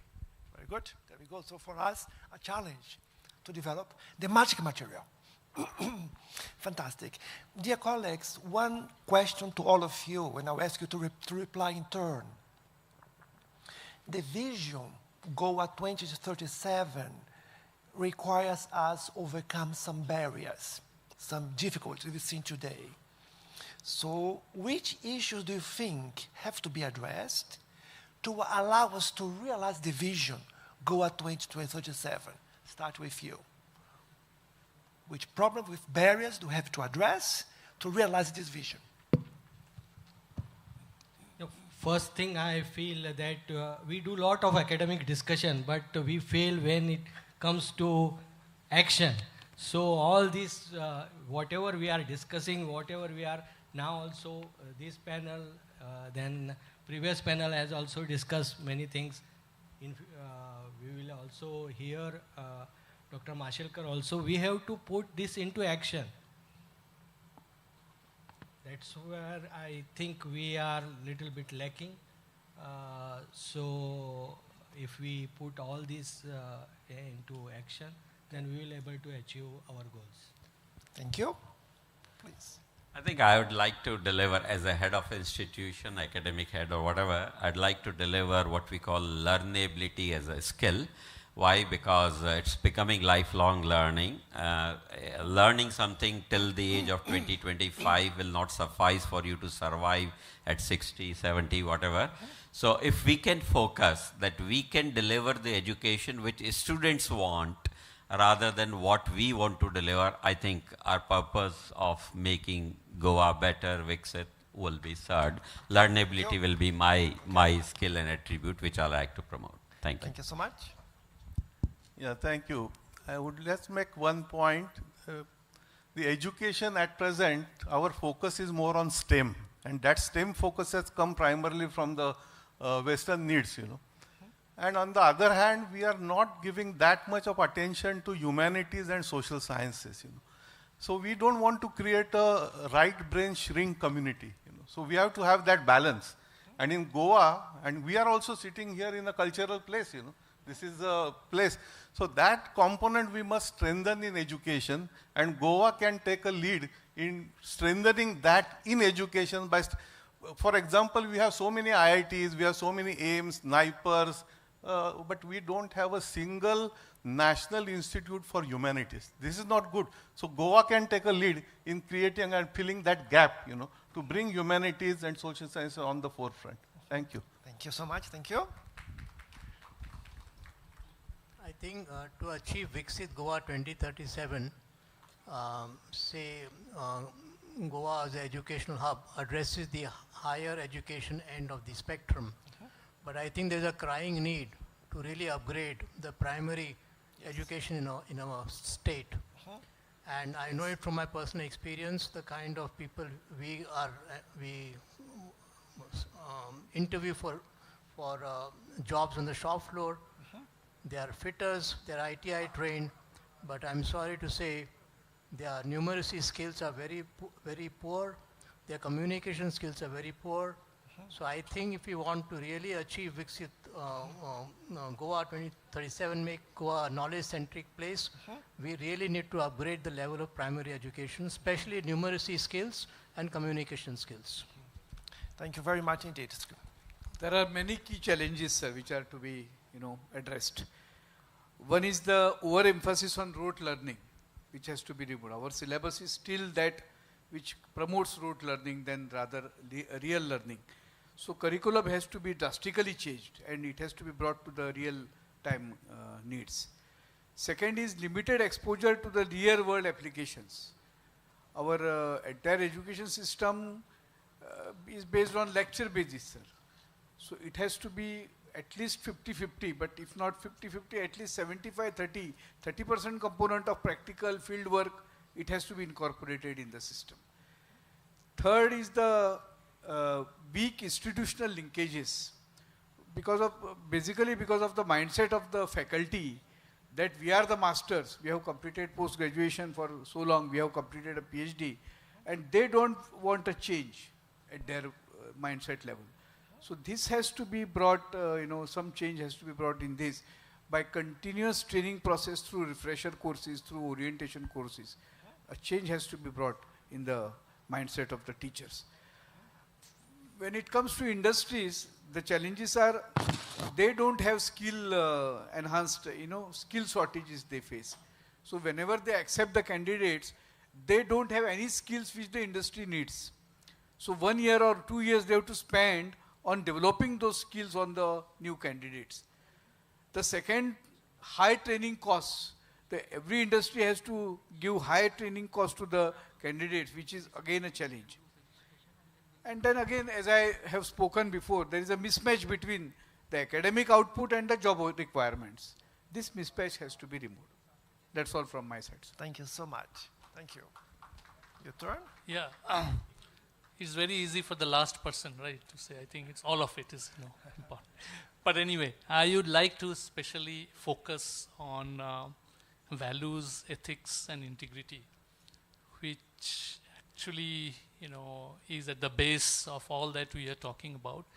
And I think we need to ensure that we inculcate values, ethics, and integrity in our young, talented students.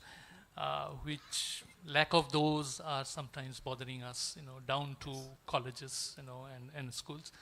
And of course, nurturing nature, which is very important understanding, especially being in Goa, that value addition through nurturing nature and feeling oneness with nature is what also needs to be inculcated along with all of it. Thank you. Thank you so much. Dear members of the panel, we want to thank you very much. It's a very productive discussion. We take much food for thought. We know what the issues are. We know what we have to do. It's a question of getting together and addressing all these challenges. So thank you to all of you. I will now come to your felicitation now. Please stand up. The Honorable Chief Minister, sir, is here. Let's welcome him with a big round of applause, my friends. A big round of applause for all the dignitaries on the dais. And I now request the moderator of this session, Dr. Walter, to kindly felicitate all the dignitaries on the dais. First, I request him to kindly felicitate the Secretary of Education, Government of Goa, Mr. Prasad Lovenkar.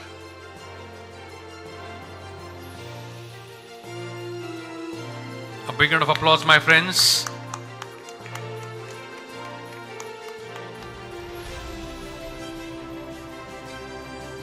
Next, I request sir to kindly felicitate the Vice President of Research, Relations and Academic Affairs at Elsewhere India, Dr. Sandeep Sancheti.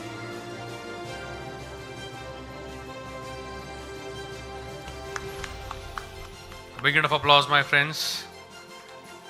Next, I request Sir to kindly felicitate the former Chairman and Executive Committee, National Assessment and Accreditation Council, Dr. Bhushan Patwardhan. A big round of applause, my friends. Next, I request Sir to kindly felicitate and welcome the Director of Apex Packaging Products Private Limited, Mr. Yatin Kakodkar.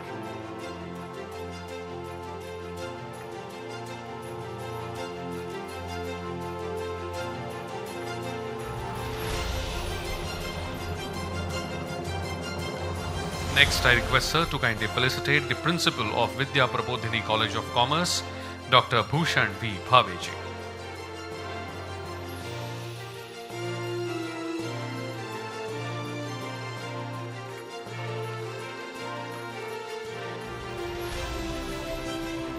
And I also request Sir to kindly felicitate the Director of BITS Pilani, Goa, Dr. Suman Kundu.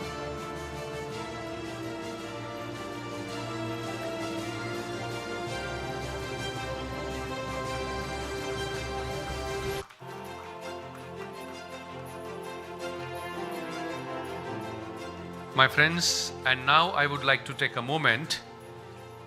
Just give me a moment. As Dr. Bhushan Patwardhan sir said, I clearly remember in his opening remarks that I would like to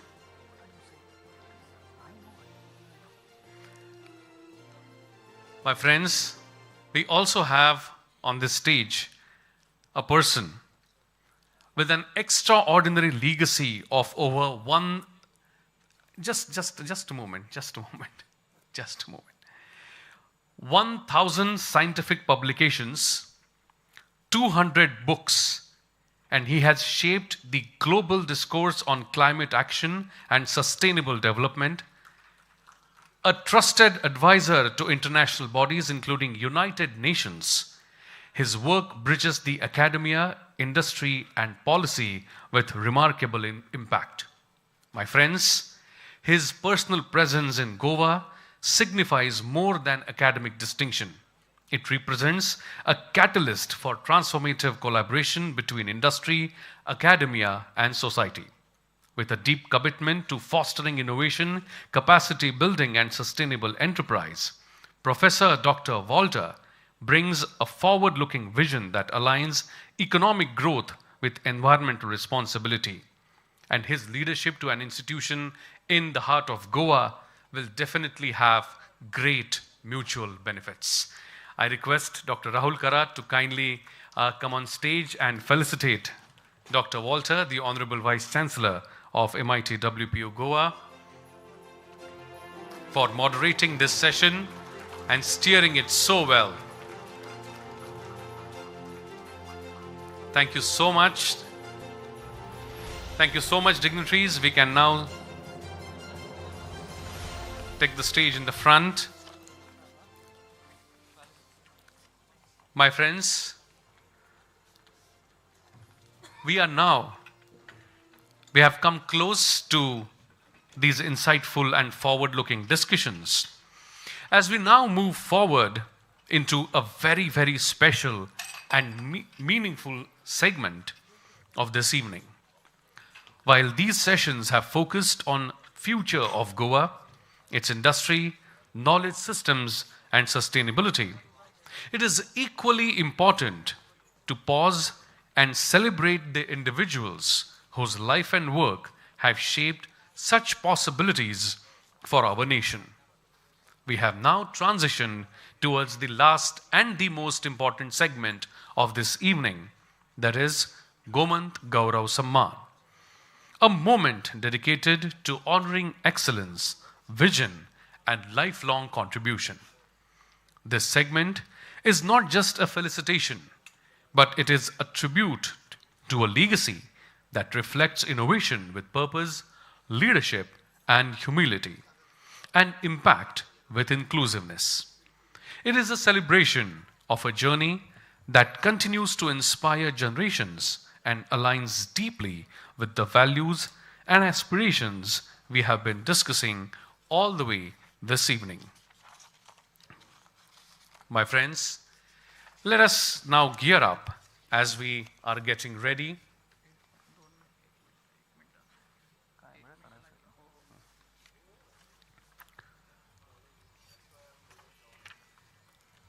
As we can see, the stage is getting ready for a beautiful presentation. But my friends, let me share with you some of the important insights about an important partner of this event, that is MIT World Peace University, Goa. My friends, this is going to be an institution that reflects a bold and forward-looking vision for the future of higher education in India that is deeply aligned with the aspirations of Mission Goa 2037.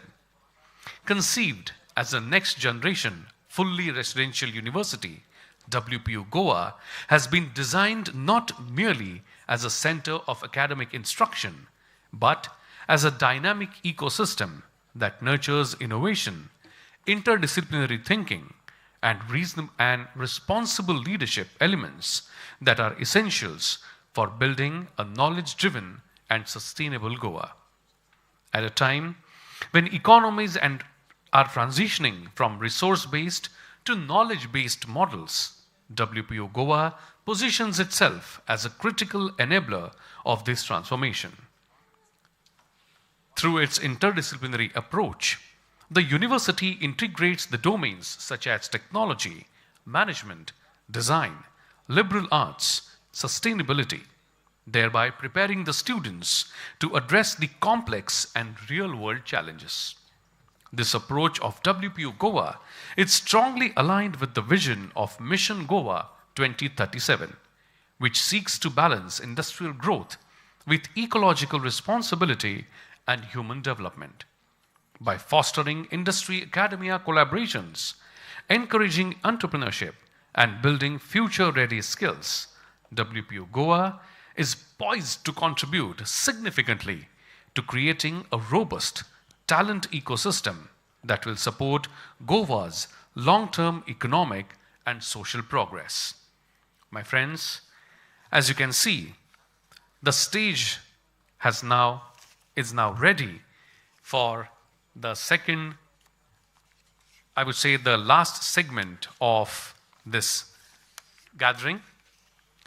We are going to witness two important performances now. First one is going to be the lamp dance, or as we call it, Samai Divri, or lamp, which is associated with the tradition of Goa. The lamp dance, or Samai Nritya, is performed by Goan traditional folk dancers after praying to the local gods.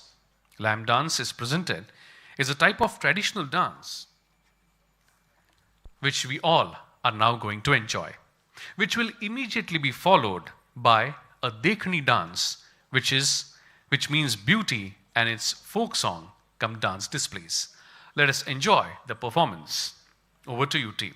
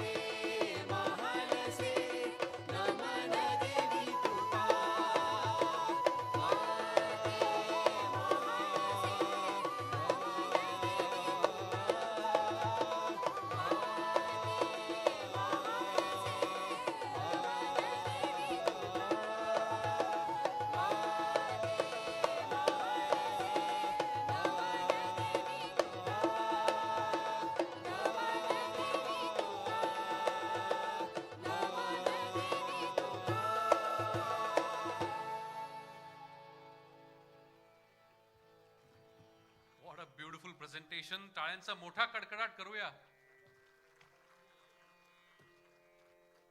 The performance was so beautiful and actually काही क्षण तर मलाच भीती वाटत होती, पण the presentation was equally beautiful and equally strong. I mean, I could easily make out that they have practiced so hard for this performance.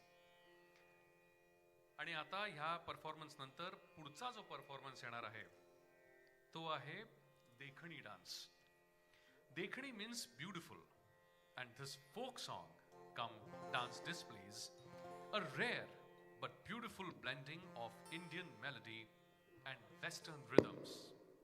The song being set to the Western music while the dance remains Indian.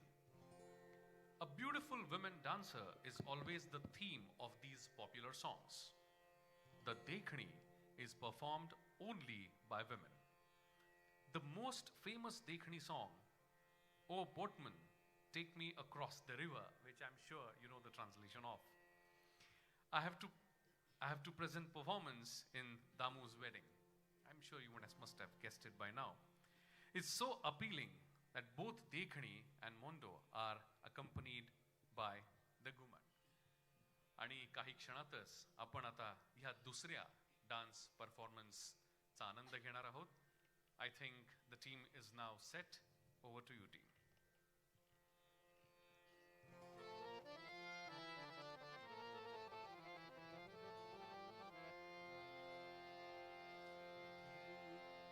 दामुल्या माटवा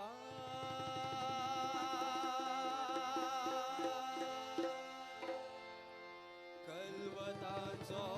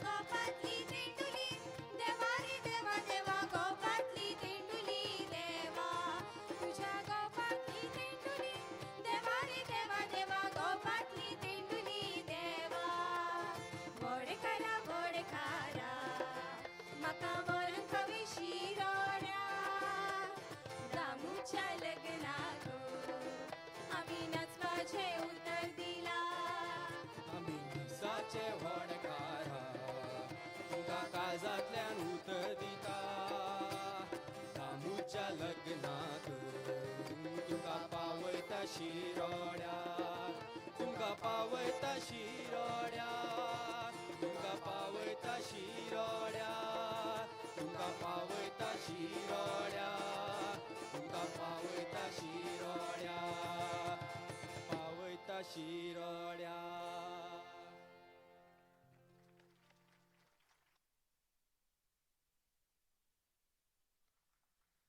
Thank you very much for appreciating both these performances.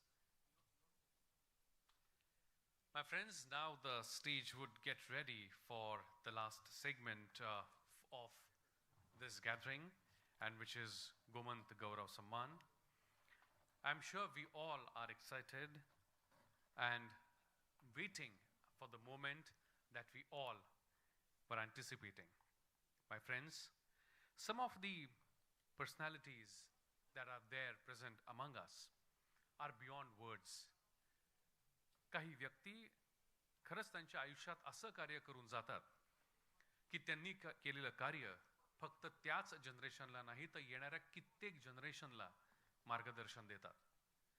आणि अशीच एक महत्त्वाची व्यक्ती आज आपल्यामध्ये उपस्थित आहे, जिचा सम्मान करण्यासाठी आपण सर्वजण इथे जमलेलो आहोत. I'm sure we have came across many such personalities in our lives, but few personalities have such a long-lasting impact on our lives that knowingly or unknowingly we start giving their examples.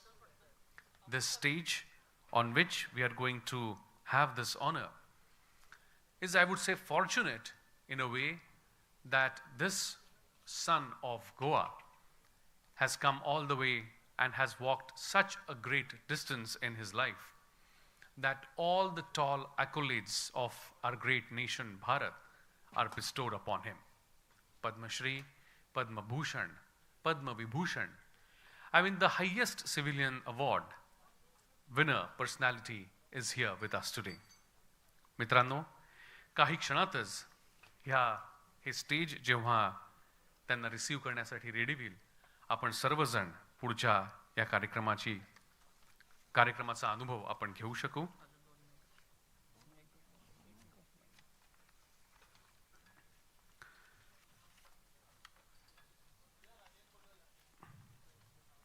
My friends,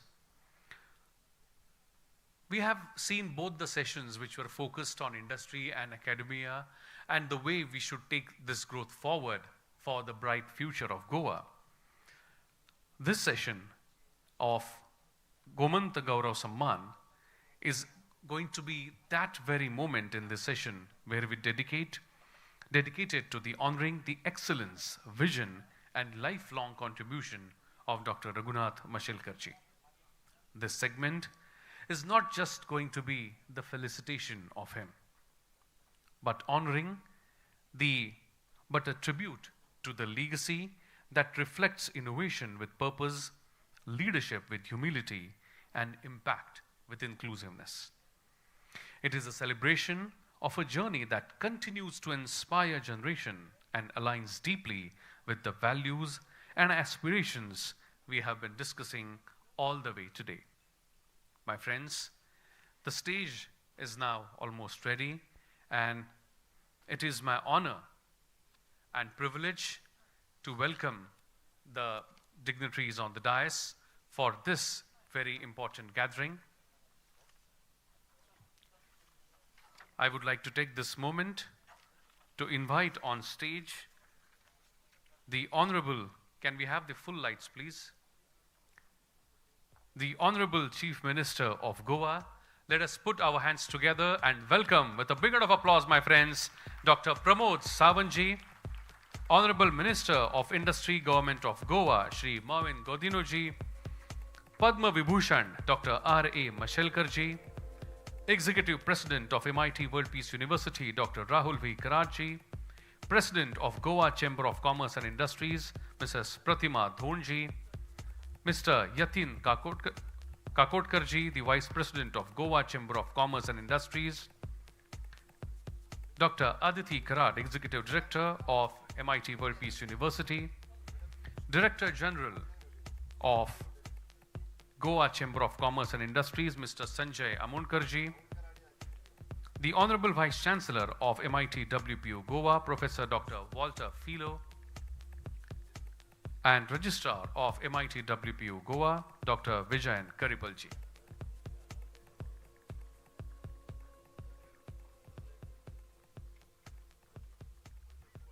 Dr. Walter, this side please.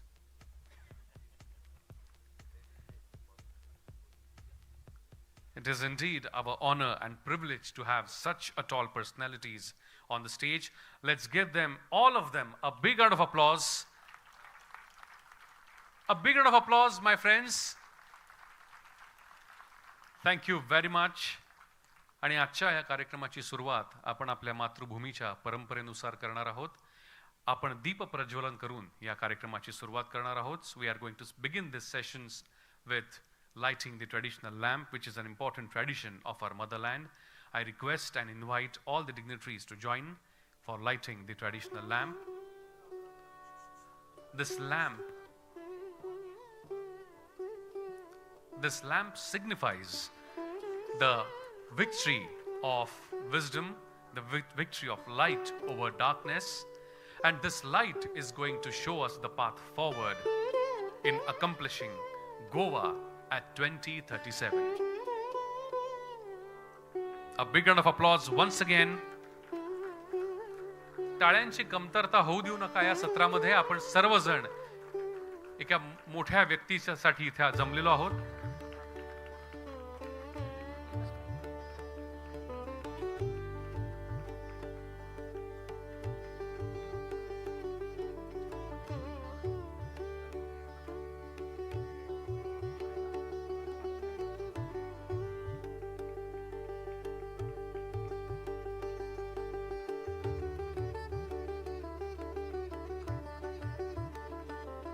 What a beautiful moment, and a picture perfect moment, I would say.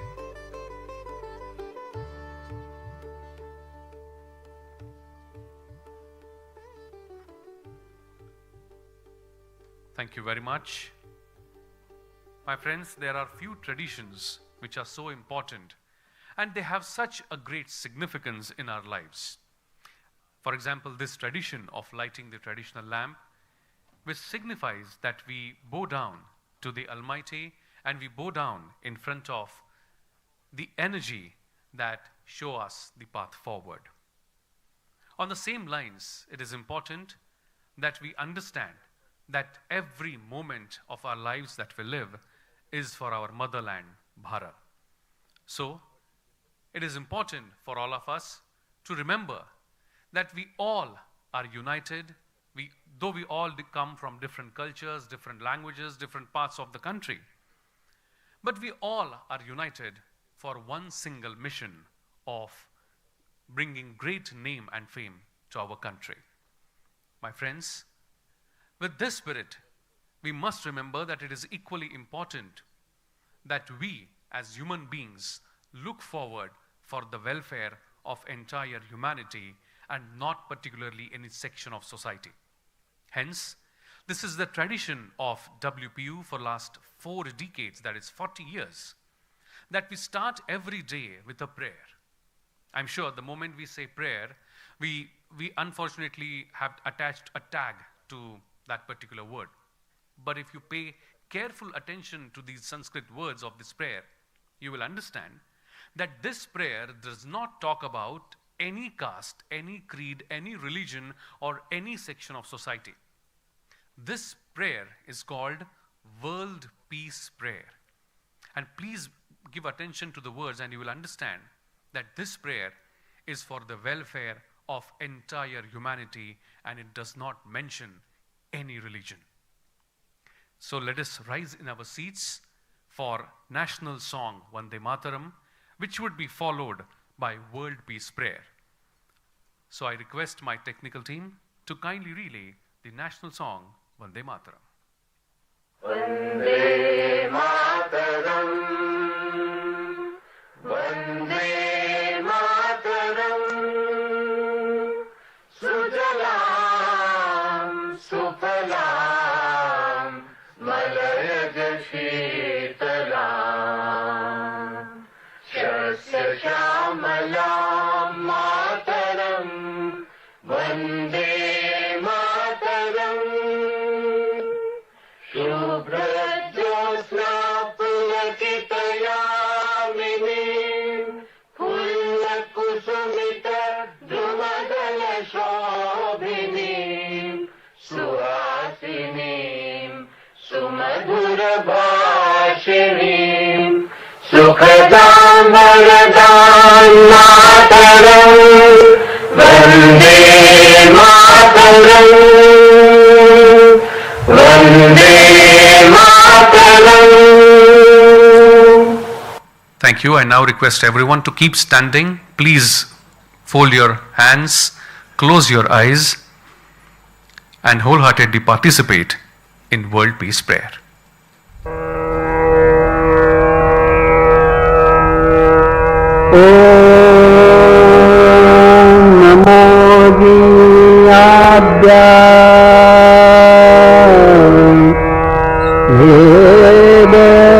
प्रतिपाद्या जय जय स्वसंवेद्या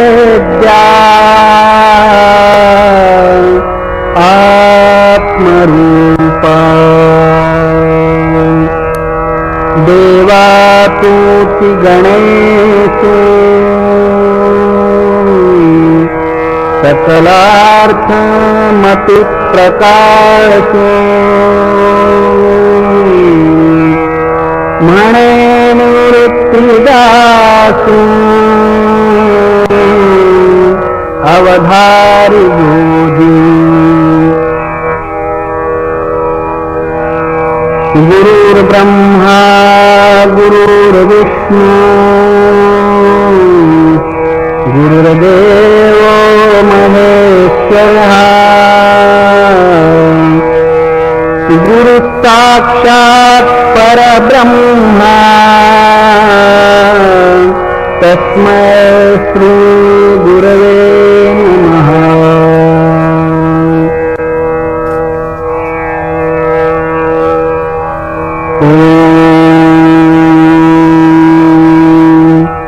पूर्णमदः पूर्णमिदं पूर्णात् पूर्णमुदच्यते पूर्णस्य पूर्णमादाय पूर्णमेवावशिष्यते.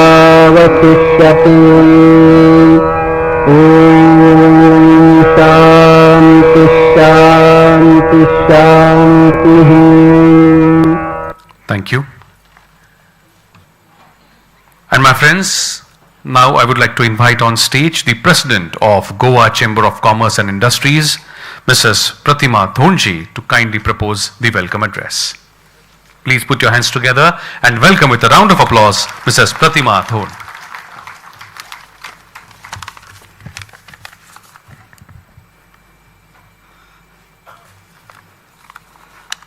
Good evening. Respected Dr. Raghunath Mashelkar ji, Honorable Chief Minister of Goa, Dr. Pramod Sawant, Mr. Movin Gudino, Minister for Industries, Dr. Rahul Karad, Executive President, MIT World Peace University, Goa, distinguished dignitaries on the days, esteemed members of academic, scientific, and business communities, ladies and gentlemen. A warm welcome to you all to this gathering of ours, to the Goa at 2037 Knowledge, Industry and Sustainability Conclave, and to the very special occasion of conferring the prestigious Gomant Gaurav Sanman. Today is not just another event in our calendar. It is a moment of pride, reflection, and aspiration for Goa. It is an honor for the Goa Chamber of Commerce and Industries to host this gathering that brings together thought leaders from industry, academia, and governance, united by a shared vision for the future of our state. This evening becomes even more significant as we come together to honor one of Goa's illustrious son, Padma Vibhushan, Dr. Raghunath Mashelkar ji, with the Gomant Gaurav Sanman. For us in Goa, he is not only a global icon, but a proud son of the soil whose achievements inspire generations of young minds to dream bigger and aim higher. Today, As we felicitate him, we also celebrate the values he represents: excellence, resilience, and a deep commitment to national development. Dr. Mashelkar's life journey is nothing short of extraordinary. From humble beginnings to becoming a globally respected scientist and thought leader, he has consistently demonstrated that knowledge, when combined with purpose, can transform not just industries, but societies at large. His pioneering vision of inclusive innovation, more from less for more, has redefined how we think about growth, equity, and sustainability. What makes today's recognition even more meaningful for Goa is Dr. Mashelkar's direct contribution to shaping the state's long-term development vision through the Vision 2035 report. As the chair of the council that guided this vision, he brought a deeply insightful and future-oriented perspective to Goa's economic roadmap. His approach emphasized that Goa's growth must not be measured merely in terms of scale, but in terms of quality, sustainability, and inclusiveness. Under his guidance, the Vision 2035 framework highlighted the importance of transitioning Goa towards a knowledge-driven economy where innovation, research, and technology become key drivers of growth. It called for strengthening sectors such as advanced manufacturing, knowledge services, creative industries, and sustainable tourism, ensuring that economic expansion does not come at the cost of Goa's unique ecological and cultural heritage. Dr. Mashelkar also strongly advocated for sustainable industrialization, encouraging industries to adopt cleaner, technologically, improve resource efficiency, and move towards circular economic practices. His vision aligned economic progress with environmental stewardship, reinforcing the idea that Goa's greatest strength lies in preserving its natural capital while building new avenues of prosperity. Equally important was his emphasis on human capital development, ensuring that Goa's youth are equipped with the skills, knowledge, and entrepreneurship mindset required to participate in and lead this transformation. By fostering stronger linkages between academia, industry, and policy, his vision laid the foundation for a more resilient and future-ready economy. For us at GCCI, this vision continues to serve as both a guiding framework and a call of action. It reminds us that the responsibility of building a sustainable Goan economy is collective, requiring collaboration across institutions, sectors, and generations. The theme of today's conclave, Goa at 2037, Knowledge, Industry, and Sustainability, is both timely and forward-looking. As Goa progresses on its developmental journey, it is imperative that we adopt a model of growth that is balanced, inclusive, and sustainable. At GCCI, we believe that the future of Goa lies in strengthening the synergy between knowledge and industry, while ensuring that sustainability remains at the core of all our efforts. This conclave is an attempt to create a platform for meaningful dialogue, actionable insights, and collaborative partnership that will help shape Goa's roadmap for the years ahead. We are practically delighted to partner with MIT World Peace University in organizing this conclave. This legacy of academic excellence and commitment to societal impact aligns perfectly with our vision of fostering innovation-driven growth. I would also like to express our sincere gratitude to the Honorable Chief Minister, Ms. Dr. Pramod Sawant, for gracing this occasion and for his continued support in strengthening Goa's economic and developmental ecosystem. I also would like to thank Mr. Marvin Gudino, Minister for Industries, who has been always helpful and always ready to help the industry. As we look ahead to Goa at 2037, we must ask ourselves, what kind of future do we want to build? A future where economic progress goes hand in hand with environmental stewardship. A future where innovation is inclusive and opportunities are accessible to all. And a future where our youth are empowered with knowledge, skills, and purpose. This conclave is a step in that direction. And today's felicitation serves as a reminder that with vision, determination, and collaboration, such a future is well within our reach. On behalf of Goa Chamber of Commerce and Industry, I once again extend a warm welcome to all of you gathered here today. We are honored by your presence and look forward to an engaging and inspiring evening. Thank you and God bless.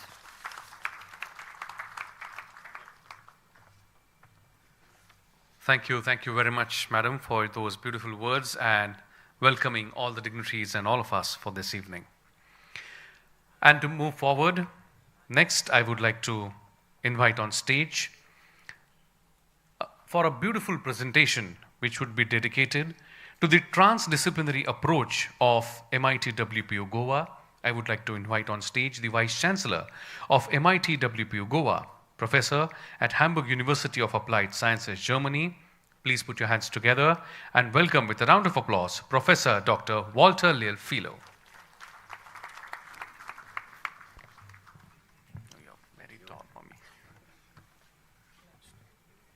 Dear dignitaries, dear awardee, it is a pleasure to be with you here today, and also I'm very grateful for the opportunity to briefly introduce you to our WPU, World Peace University in Goa. We call it a university like no other. Soon you'll know why. Our departing point is introduce myself. I feel very welcome here in Goa since the first time I came here. As was mentioned before, I had a research center in Hamburg. I also had a chair at Manchester Metropolitan University, to which I retired to make time for this very important work here in Goa. I've been lucky to have had a number of awards during my career, among the top 2 researchers worldwide, among the whole cited researchers worldwide, and also I am one of the European Climate Pact ambassadors. Dear colleagues, we have this urgent global imperative. Our world is surrounded by many problems: climate change, depletion of biodiversity, pollution. There are many problems surrounding us, and past solutions will not be enough. We need innovative ways to tackle these problems. So our vision is to become, here in Goa, the world's first transdisciplinary university. It means that we will be working across the silos of subjects, across the silo of disciplines. We have a very strong sustainability component. In Goa, you'll be our living laboratory. This region is what I call a paradise. You are very lucky, very privileged. Beautiful region, rich in resources, a wonderful nature, wonderful beaches. You'll be our living laboratory, and we use this wonderful ecosystem for the learning of our students. Our mission is to educate the leaders. Our mission is to really generate transformative research and find solutions for the problems seen today. Our philosophy is to the thinking in systems, breaking the silos of disciplines, working together, so that a student, for example, of engineering will know about economics. A student of psychology will know about design, and that integration of skills may make them more employable afterwards. We have this unique brand, we have a beautiful biosphere here in Goa as a living lab, a lively culture, we have rich culture here in the region, and by having innovation, we can address the current problems we are facing in the world. We have our strong curriculum where students take a set of courses, common courses, no matter what they are studying, system theory, sustainability, design thinking, all the soft skills which they need later on to get a job. And learn by doing. Work with local communities, going to the Kazanlands, work with at the local level, with local organizations, with companies, with hotels, to put in practice what they are learning at the university. And we want to train the next generation of decision makers. Our graduates will be leaders, taking positions when they finish their studies. And we also want to have a global faculty of practitioners. We are now, right now recruiting. We spend a lot of time this week interviewing staff to get high qualified faculty to teach our students who have practical experience. And we also want to host every year a sustainability hub, a summit on sustainability issues in collaboration with our partners. Also, our campus will be an example of sustainability. We are building our campus right now, and you'll be very sustainable with platinum standards, renewable energy, sustainable water use, prevention of waste. You'll be invited to come into our campus and visit us once it is ready. And we want to have partnerships with you, with local organizations, with United Nations, with companies, with the national government. We are really very open for partnerships for mutual benefit. Please meet our fictive graduate, Aria. She's belonged to our class of 2031.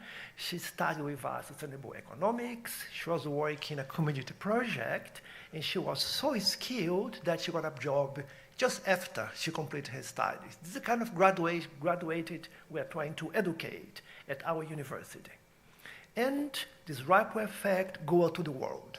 We are forging solutions here in Goa which can be used in other parts of the world. I hope to have given you very briefly a short overview about our university, about our vision, and I want to reiterate our intention to collaborate, to cooperate with all of you to our common benefit and to make Goa even a stronger and more beautiful place as it is right now. So thank you for your attention. Thank you.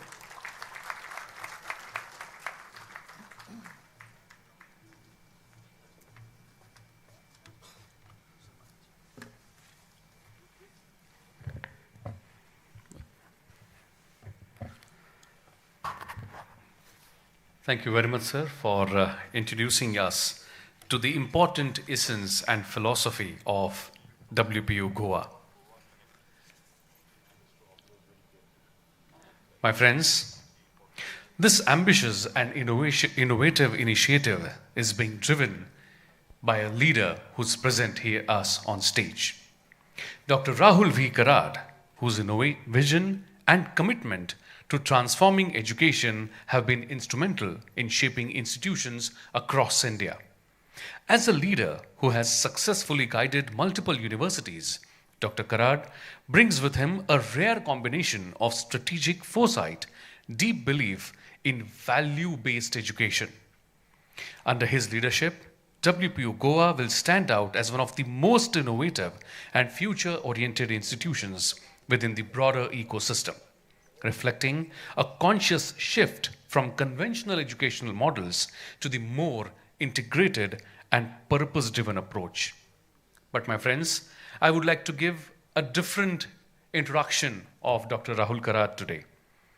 He's not just an educationist guiding group of institution. He is a visionary who embodies purpose, service, and deeply rooted human values. While many universities operate across the nation, what distinguishes Dr. Karad is his unwavering commitment to humanity at the core of education. Under his inspiring leadership, his institution has not merely built campuses, but created monumental spaces dedicated to knowledge, peace, and global harmony. A shining example of this vision is the iconic World Peace Dome, the largest dome in the world, symbolizing the unity beyond boundaries. I would I would say, our sacred Tirtha-kshetras and the contribution to remote and spiritually significant regions like Badrinath. Dr. Karat's work stands as a powerful testament to this seamless integration of education, spirituality, and service to the mankind. My friends, before we go any further, I would like to share with all of you a small piece of information through a video which I talked about just now. A film on philosopher Sri Gyaneshwara World Peace Prayer Hall, World Peace Library, which we call as the World Peace Dome, the largest monument in the world dedicated to world peace. Can we have the film, please?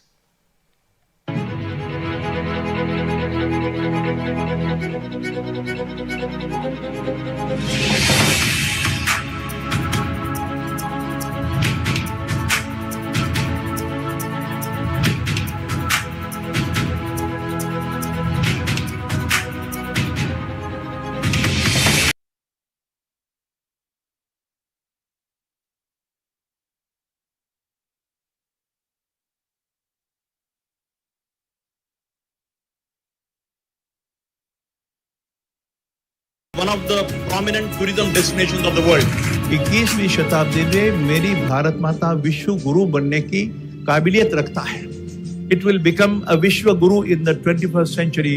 उसका छोटा सा उदाहरण, छोटा सा symbol यहाँ बन गया है, ऐसा मेरा मानना है.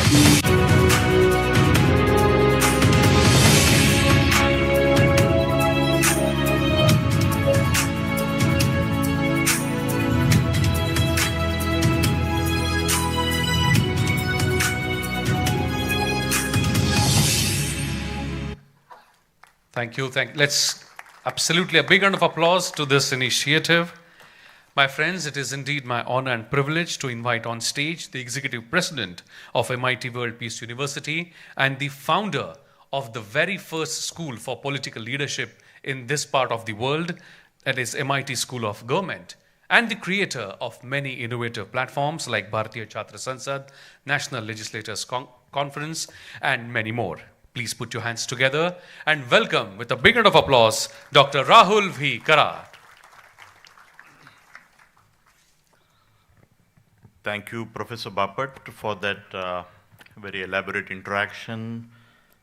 Janani Janmabhumisha Swargadapi Gariyasi, the chief guest of today's program, Honorable Chief Minister of this beautiful state, Goa, Shri Pramod Sawantji.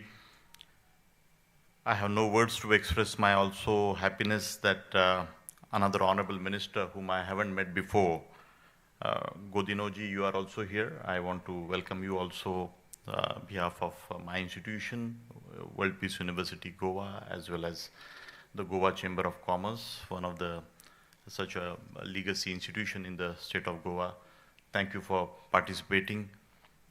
Madam, you spoke very beautifully some time before about this very convention. The president of this Goa Chamber of Commerce, Pratima Dhod, Madam,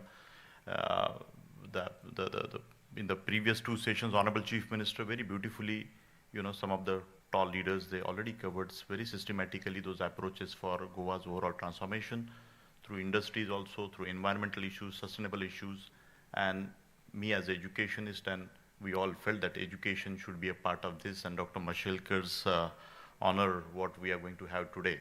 So it was such a appropriate to have such a conversation before conferring this very historic award on our own beloved Goa Suputra, the Bhumiputra, whatever you say. I think my dear respected Padma Vibhushan Dr. Mashelkar, whom I look up to after my father, revered Dr. Vishwanath Karar, what you saw little film here. He played a very crucial role. Dr. Mashelkar, I want to bow down in front of you that I'm standing in front of you here, expressing my mind and emotions, and everybody sitting here on the dais, I think very beautifully your 7 sutras for the state of Goa. It was woven such a wonderfully Honorable Chief Minister. And before you coming here, I was mentioning Madam Dhond also and Amun Karji also, who is the Director General for this chamber. I said, आज पता नहीं इतना pious वातावरण यहाँ पे कुछ एक अलग energy मतलब and it is. I want to tell you all the audience, the respected members, बहुत इसको लंबा चौड़ा डिज़ाइन हमने कुछ भी नहीं किया है। यहाँ पे प्रोफेसर पटवर्धन जी और बहुत सारे वेल विशर हमारी संस्था के बैठे हुए हैं, बट आप में से कुछ लोगों को ये भी लग सकता है कि भाई वर्ल्ड पीस यूनिवर्सिटी अभी गोवा में आ रहा है, तो ये नेचुरली हम आपके सामने आके बताना चाह रहे हैं कि हम हमारा पर्पस क्या है, मकसद क्या है। And with that mission and spirit, I want to welcome Kakodkar Saab. Thank you. We are meeting first time here. You spoke beautifully in previous session. My wife, Dr. Aditi, is here, who is heading 500-bedded hospitals in city of Pune and helping us for the governance of the various institutions. This university system, sir, I am the managing trustee for this group of institution, what Professor Bapat has elaborately already communicated. 1 lakh students इस संस्था में करीबन पढ़ते हैं, जिसका foundation बहुत robust. Dr. Vishwanath Karad, who is my father, and there is one Gaisas family from Konkan, and 1 or 2 other families, they came together, and we have established this organization with 6,000 teachers and some 4,000 other employees, and 43 years कि महाराष्ट्र में जो प्रमुख private engineering के colleges और medical के colleges जो है, उसमें से ये एक ग्रुप आता है, और बहुत सारे स्कूल्स भी है, हॉस्पिटल्स भी है। और मैं आज बड़ा प्रसन्न हूँ कि इस पर्टिकुलर एकेडमिक ईयर में गोवा में वर्ल्ड पीस यूनिवर्सिटी गोवा का पदार्पण यहाँ पे हो रहा है, and that to a leader like Professor Walter, who is going to be the Vice Chancellor for this university, my dear friend. We all know Dr. Mashelkar, not just in Goa, but across the country. We have a great name and respect what the scientific inventions, innovations, and those research what he has contributed for the country in last so many years. And I look at him, Dr. Mashelkar, not just his own research, but he has ignited thousands and lakhs of minds in this country in the scientific domain. That kind of environment, I think it is a very rare example, Dr. Mashelkar, that you have created, that very unique ecosystem for the scientific domain transformation in this country in last almost 40-50 years. And we all look up to you as the father figure in this domain, and we are conferring this award today. So, Professor Walter Lee, we have a big responsibility. The leader like Professor Dr. Mashelkar, sir. I wanted to mention about your research sometime before. Professor Bob Bapat very beautifully narrated about his academic credentials. He's an amazing leader. So much of research he has done. He has a great name in Europe, my dear friend, in sustainability. और गोवा के बारे में, he belongs to Germany, and he said, I want to contribute for Goa, and he has committed his the next 5 to 10 years. He said, I want to be a part of this ecosystem, and Goa is such a beautiful place, which is a attraction not just to him but all over the world. As a globally, this Goa as a destination. And my trustees, the Honorable Chief Minister, some 10-15 years back, when the discussions used to happen, some of the trustees were all the time, Mashelkar sir, गोव्यामध्ये विद्यापीठ कसं काय, गोव्यामध्ये विद्यापीठ कसं काय. तर मी तेव्हापासूनचं माझं हे फार जुनं स्वप्न होतं. I was young in the system of my trust and the education mechanism, my dear friends, there. And of course, with my little merit and my father's blessing, I got the opportunity to work in this area of education. And but that time I used to say that Goa is not just about tourism. Goa is not just about so many other dimensions are there for Goa. So the innovation, the creativity, and so many talented people. But for the very important ingredient for any education system is people. And I think Goa attracts the greatest minds, the greatest people. So from that perspective, I look at this particular center, the World Peace University Goa, in the area of Tivim. I think the education zone was already demarcated some long back by the previous governments, and Honorable Chief Minister he said that, Dr. Karad, we want to establish some ecosystem. Some 3, 4, 5 years before the COVID, we had some small discussion, and you shared the vision, Honorable Chief Minister, that private संस्थाओं ने इस गोवा में हमारे राज्य में आना चाहिए. और उस वक्त आपने जब पॉलिसी की बात छेड़ी तो मुझे बड़ी प्रसन्नता हुई, और आपने आगे आके आप सब लोगों ने जो यहाँ पे प्रेम देके मुझे, मतलब गवर्नमेंट का भी एक लीड होना चाहिए, बिकॉज आप सब लोग इंडस्ट्री के मेजॉरिटी लोग बैठे हैं. कोई भी अगर नया काम खड़ा करना है तो you all know that how it is not just about money. Many big industry people and some other people with lot of money, they are not fully successful. They have tried to establish education centers or some such other work also, but it is not just about money. There are so many other parameters for and पूरा वो जम के जब आता है तभी कुछ काम खड़ा कर सकते हैं। तो मैं आज थोड़ा सा इमोशनल भी हूँ कि ये देखा जाए तो एक ऑकेजन है, बट मैं 2 चीज़ों के लिए इमोशनल हूँ आज कि डॉक्टर मशेलकर सर का जो सम्मान यहाँ पे होने जा रहा है। बिकॉज पिछले साल भर से कई बार मेरी चर्चा उनके साथ हो रही थी और मुझे बताया गया, मैडम धोंड आपसे भी मेरी जब बात हुई तो आपने बोला की सर आए नाही यहाँ पे, सर इथं गोव्यामध्ये आलेच नाहीत बऱ्याच दिवसामध्ये आणि आम्हालाही त्यांना सन्मान द्यायचा होता। तर हा दुग्ध शर्करा योग कसा काय जुळून आलाय मला माहीत नाही, पण अतिशय सहजपणाने आमोणकर साहेब, म्हणजे आपण काही फार चर्चा नाही केल्या एका मिनिटात, पण मला असं वाटतं डॉक्टर मशेलकर हे नावच असं आहे की त्याच्यावर वेगळं काही कॉन्व्हर्सेशन, तर ज्या प्रकारच्या भावना प्रत्येकाने रेसिप्रोकेट केल्या आणि इतक्या सहजपणाने हे आयोजन वर्ल्ड पीस युनिव्हर्सिटी गोवा आणि गोवा चेंबर ऑफ कॉमर्स जे की अतिशय ऐतिहासिक महत्त्वाचं हे आहे, तर खूप छान ह्यातनं एक चांगलं काम पुढच्या काळात उभं राहील। जे छोटं प्रेझेंटेशन इथं आत्ता व्हाईस चान्सलर साहेबांनी इथं दाखवलं, तर त्यातनं गोव्याच्या प्रॉब्लेम सॉल्व्हिंगसाठी, भारताच्या प्रॉब्लेम सॉल्व्हिंगसाठी गोवा हे कसं सेंटर होऊ शकेल, तर आम्ही ह्या पर्पजमधनं आता ही फिल्म स्वजी छोटी दाखवली, कदाचित प्रोफेसर बापटांनी माझं थोडं जास्त कौतुक केलं ह्याच्यामध्ये। हे क्रिएशन माझं नाही आहे, हे क्रिएशन आमचे आदरणीय वडील डॉक्टर विश्वनाथ कराड साहेब, जे की विज्ञान आणि अध्यात्माच्या समन्वयातून विश्वशांती हा विवेकानंदांचा मेसेज प्रमोट करण्याचं त्यांचं जन्मभराचं जे काही काम आहे त्याची ही परिणाम आहे हा, की हा एक जगातला डोम 15 वर्ष त्यांनी या डोमवरती काम केलं। आता वय वर्ष 85 त्यांचं, आज तब्येत त्यांची योग्य नसल्यामुळे ते येऊ शकले नाही तिथं, पण डॉक्टर मशेलकर सरांची त्यांची 43 वर्षापूर्वी पहिली भेट दिली आणि तेव्हापासून डॉक्टर मशेलकर आमच्या संस्थेचे मेंटॉर आहेत। आज जे काही आत्ता नुकताच मला हे सांगायला हेजिटेशन होत नाही, इथं मिस्टर तिवारी सुद्धा इथं बसलेले आहेत की ह्यांनीच आत्ता एक मोठा सन्मान मुकेश अंबानीजी आणि अनेक कॉर्पोरेटचे लोक, पिरामलजी, अनेक महत्त्वाचे लोक, तर ताजमध्ये तिथं डॉक्टर मशेलकर सरांचा मोठा सन्मान तिथं झाला आणि मला मोठं आश्चर्य वाटलं की मुकेश अंबानी साहेबांनी ज्या पद्धतीने तिथं सुतोवचन केलं आणि हे ॲटिट्यूड मला वाटतं कॉर्पोरेटकडनं सर मला खूप प्रेरणा देतं की त्यांनी अतिशय ओपनली CM साहेब की माझ्या ह्या पूर्ण ट्रान्सफॉर्मेशनमध्ये आज जे काही त्या ग्रुपचं जे काही कॉन्ट्रीब्युशन आज भारतामध्ये आहे, तर त्याच्यामध्ये डॉक्टर माशेलकरांचा किती महत्त्वाचा वाटा आहे।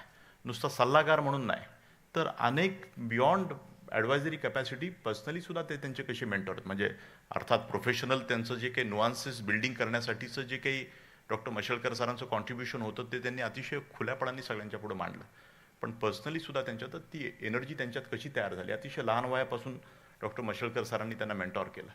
तर त्याच्यामुळं आज सगळा कॉर्पोरेटच्या ग्रुप पुढं मला असं ती पण मला एक जाणीव झाली आणि त्याच्यामुळे मी आज खूप इमोशनल की सर की तुमच्या एका अर्थाने ब्लेसिंगनी आणि मुख्यमंत्र्यांच्या समवेत गव्हर्नमेंटचं हे ब्लेसिंग आणि गव्हर्नमेंटचा सुद्धा हा ॲटिट्यूड आणि अप्रोच हा अनयुज्युअल आहे, म्हणजे की त्याच्यामुळे मी प्रमोद सावंत साहेब तुमचं मी मनापासून इथं स्वागत अभिनंदन करतो की you are a fantastic leader आणि अजून अनेक शिक्षण संस्था गोव्याची नुसती ओळख टुरिझम म्हणून न राहता पुढच्या काळामध्ये भारतभरातले अतिशय चांगले एज्युकेशनचे ग्रुप्स इथं यावे।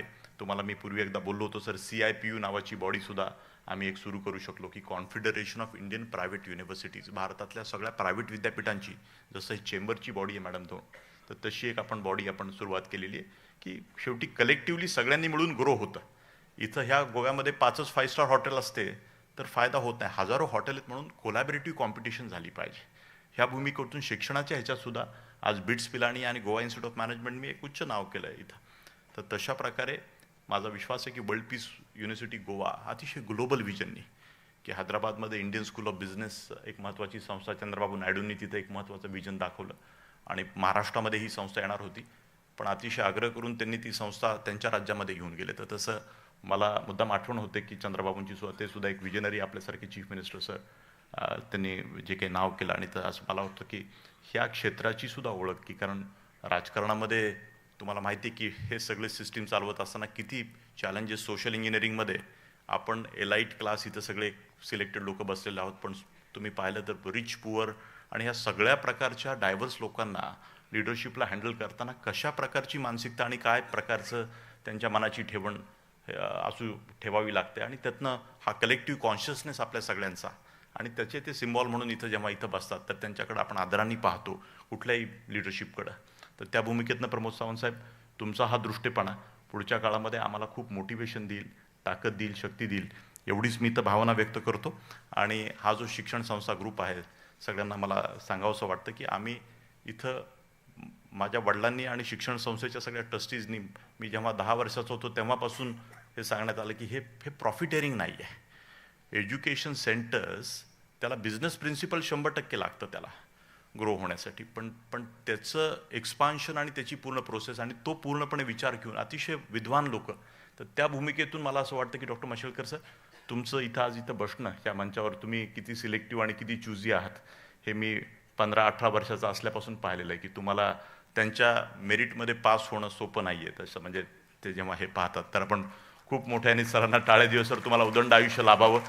तुमच्याकडे बघून आणि तुमच्या सहवासामध्ये जी एनर्जी आणि ऊर्जा मिळते ते सगळं विलक्षण आहे. म्हणजे मी बोलतच राहील तुमच्याविषयी सर की मला आज भारतभरामध्ये मनमोहन सिंगांपासून इतके महत्त्वाचे मोठमोठे राज्यकर्ते काय आणि सायंटिस्ट काय, तर मी जेव्हा 25व्या-28व्या वर्षी जेव्हा माझं करिअर सुरू केलं तर doctor Mashelkar use to call कुणाला call the tallest people, Rahul येईल आणि मिस्टर राहुल कराड, विश्वनाथ कराडजी माझे मित्र आहेत आणि तुम्ही त्यांना भेटा. तर इतक्या मोठमोठ्या लोकांना तुम्ही मला आयुष्यामध्ये आणि त्यातनं आज जी काही माझ्या संस्थेच्या ह्याच्यामध्ये जी काही तुमची योगदान झालं तीच भावना जी मुकेशजींनी सुद्धा त्या दिवशी व्यक्त केली तशाच प्रकारे मी तर माझ्या पद्धतीने खूप छोटा आहे पण तरी देखील शिक्षण संस्थेला मी सगळ्या शिक्षण संस्था चालकांना म्हणतो. मला राहुल बजाज साहेबांचा मला किस्सा आठवतो. ते मला म्हणाले मोठी माणसं कशी असतात म्हणे, Rahul you are richer than me. म्हणलं सर काय बोलता तुम्ही, बजाज ग्रुप एवढा मोठा आज इंडस्ट्रीच्या फोरमवर मॅडम 2 तर मी सांगू इच्छितो म्हणजे तुमच्या ॲल्युमिनी किती, तर म्हटलं 1 लाखाच्या आसपास जवळपास.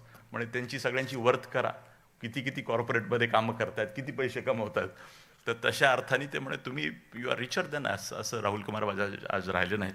पण खूप असे किस्से सांगता येतील आजच्या ह्या ऑकेजनला आणि ह्या उपक्रमाला, ह्या विद्यापीठाला अजून त्याची जी पार्शल फुलफिलमेंट आहे मुख्यमंत्री साहेबच सांगू शकतील त्या बाबतीमध्ये, ती ऑलमोस्ट होत आलेली आहे. पण आपल्या सगळ्यांचे ब्लेसिंग्स पाहिजेत ह्या कामाला आणि ती ऊर्जा आम्हाला सगळ्यांना आपल्याला एकत्र मिळून गोवा आणि देशाचे प्रॉब्लेम सॉल्व्ह करण्यासाठी हे एक आगळं वेगळं असं विद्यापीठ ह्या वासनेसमध्ये तयार होईल एवढाच इथं विश्वास मी इथे व्यक्त करतो. आणि मशेलकर सर तुमच्या चरणी इथं वंदन करून माझे 2 शब्द संपवतो. धन्यवाद. जय हिंद, जय Bharat.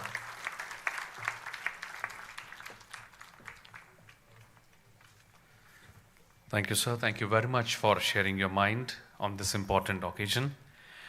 And now let's take this gathering forward with honoring yet another tradition of our motherland, Bharat, and for which I'm going to request once again the Executive President of MIT World Peace University, Dr. Rahul V. Karad, sir, to kindly felicitate and welcome the dignitaries on the dais.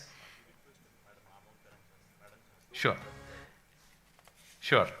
I would like to request Madam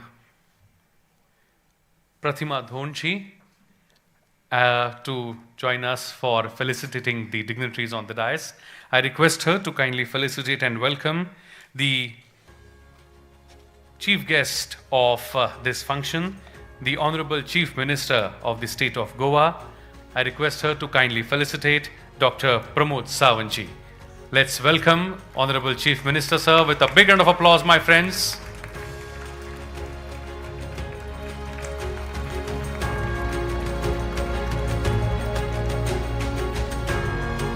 I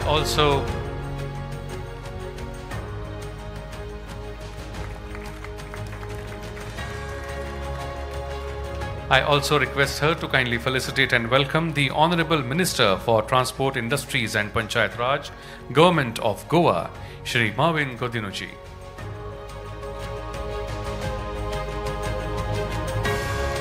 A big round of applause for Honorable Minister, sir.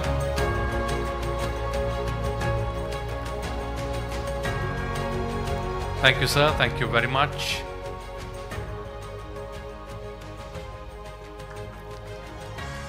A big round of applause for both of them.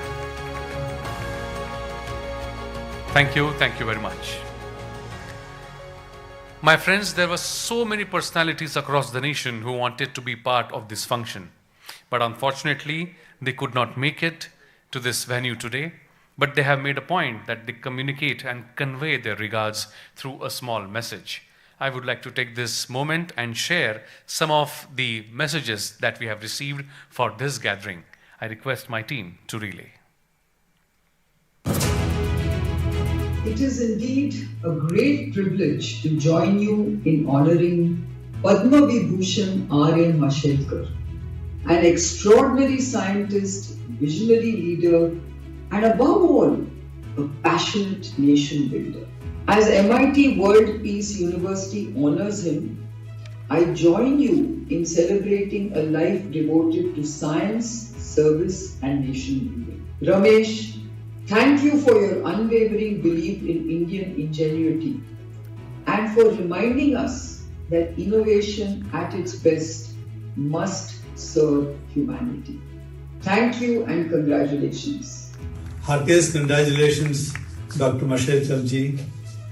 It is much deserved award for you. You have been recognized many times, but no recognition is good enough to appreciate, to record the immense contribution you have made to the scientific world in this country in terms of building institutions of prominence, in terms of transforming many of the scientific research institutions into institutions of relevance and lasting enormously, including the MIT World Peace University and its build-up. And I hope you will continue to contribute to the institution building, nation building initiatives. There is no more deserving person than Dr. Mashelkar for such an award, not only for Goa, but for the entire country, or rather for the entire world. Dr. Mashelkar's contributions have been extraordinary, and therefore I am very pleased to hear that MIT WPU is conferring this award upon Dr. Mashelkar. I wish all the very best to all the people in MIT WPU and my humble regards to Dr. Mashelkar. When I talk about Dr. Mashelkar, I just don't think about someone who comes to mind as a great scientist. I'm talking about an extraordinary journey. Dr. Mashelkar is known to be India's most eminent scientist, a forward-thinking innovator, and I must say, and someone who has been the driving force in transforming India's science and technology landscape. He has always inspired me as somebody who is deeply rooted in India. Somebody who wants India to succeed on a daily basis. At the same time, taking a global view of everything around us. Dr. Mashelkar is celebrated nationwide as one of India's most distinguished scientists and a visionary leader. To me, he has always been much more than that, an extraordinary human being whose life, values, and unwavering commitment continue to inspire and guide countless individuals. His journey, from humble beginnings to global recognition, reflects remarkable perseverance, purpose, and humility. A true son of the soil, his unwavering dedication to India stands out. While many sought opportunities abroad, he chose to serve the nation, guided by a deep belief in its potential.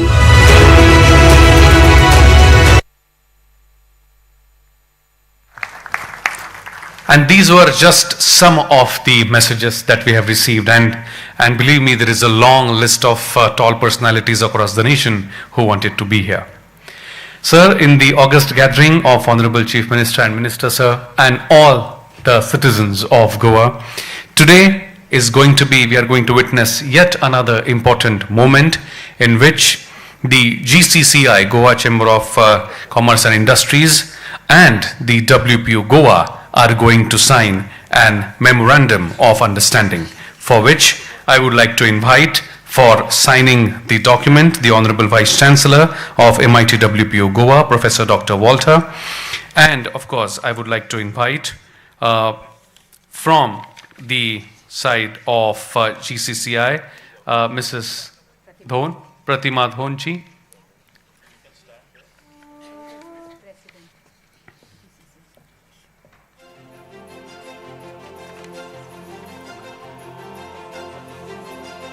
The President of GCCI and the Vice Chancellor of WPU in the presence of Executive President. A beautiful moment of signing and exchanging the Memorandum of Understanding.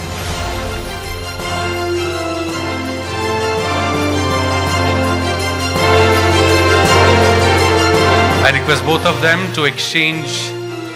Honorable Minister Sir, Chief Minister Sir, if you can please join in this moment.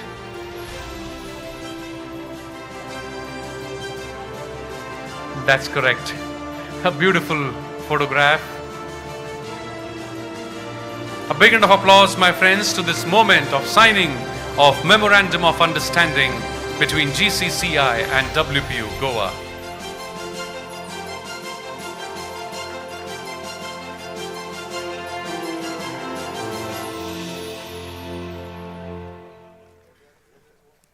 Thank you very much.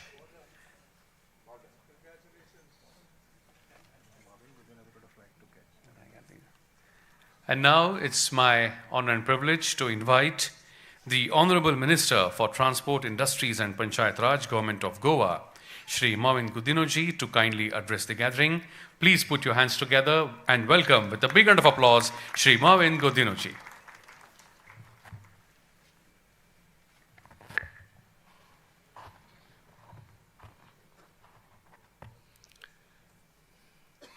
The Honorable Chief Minister of Goa, our young and dynamic Dr. Pramod Sawant, the iconic scientist of India, a personality,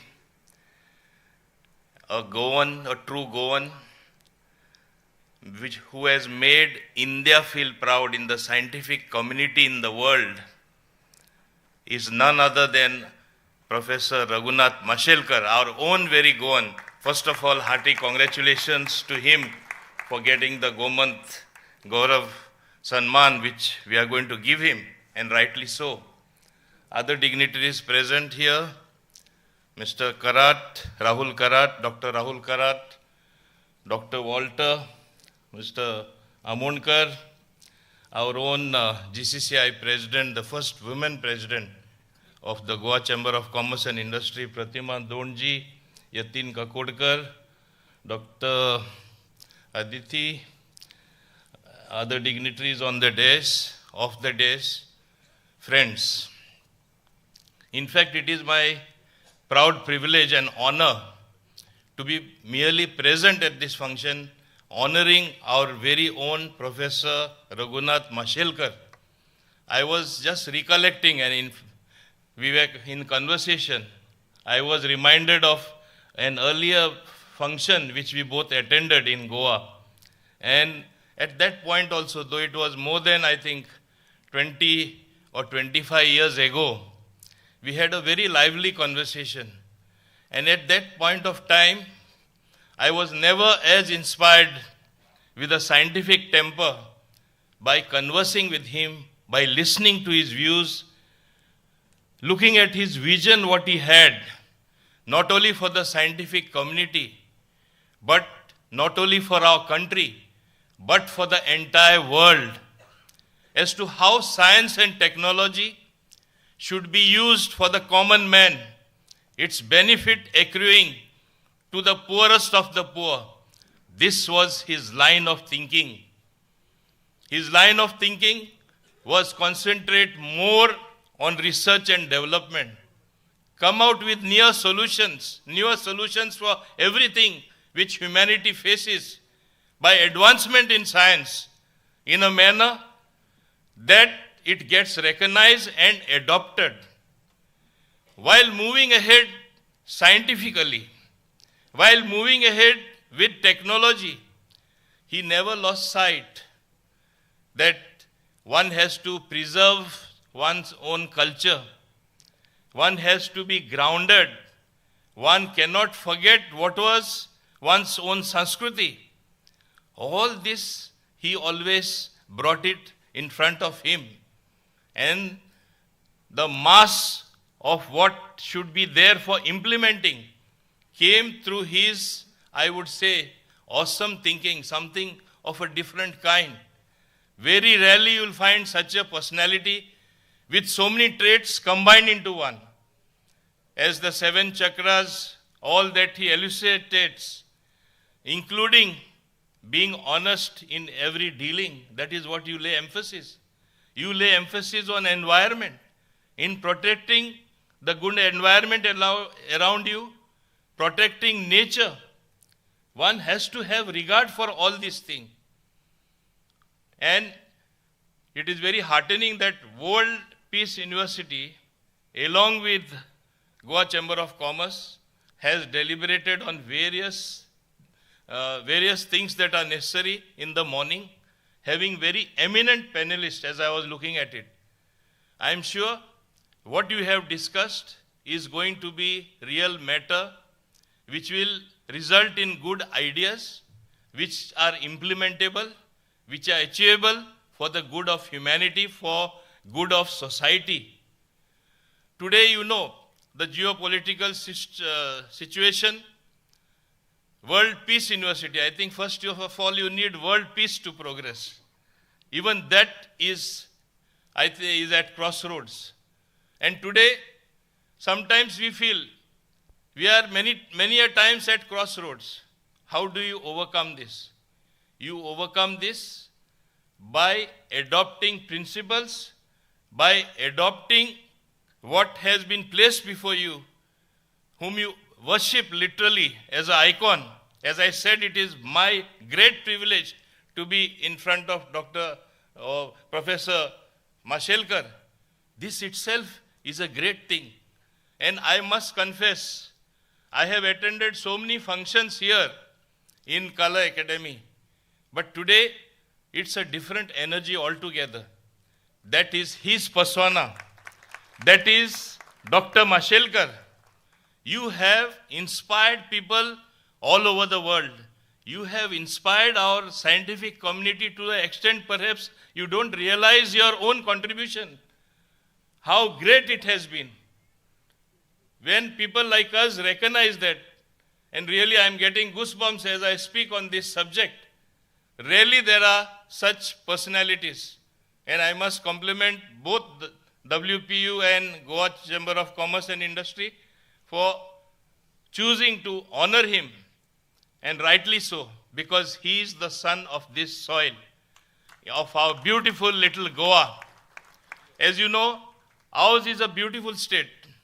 I always say that ours is one state which can be a vivid example of the best practices, of the best things happening, whether it is in business, whether it is in industry, whether it is in governance, whether it is in education, whether it is in health, whether it is in protection of environment, whether it is looking after the elderly people, whether it is looking after your citizens. Yes, Dr. Mashelkar has laid very high standards and good benchmarks, or excellent benchmarks. Are we as a state, with his vision document, are we adopting that? It is time to ponder and think. If you merely adopt his visionary document which he has given, which I am privy to, and once I had spoken to it in detail in the Goa Legislative Assembly, where the late Shri Manohar Parrikar complimented me, and he called me the best legislator at that point of time, only because I only elucidated, I explained, and I brought forward the principles placed forward by Dr. Raghunath Mashelkar in that Legislative Assembly. Such is his thinking.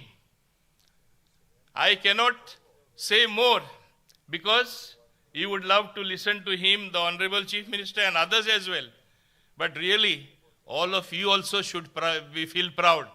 Every Goan should feel proud that in the persona of Dr. Raghunath Mashelkar, who has been given various awards, including the highest civilian award, Padma Vibhushan, which is testimony to his contribution and might in the great task of nation building.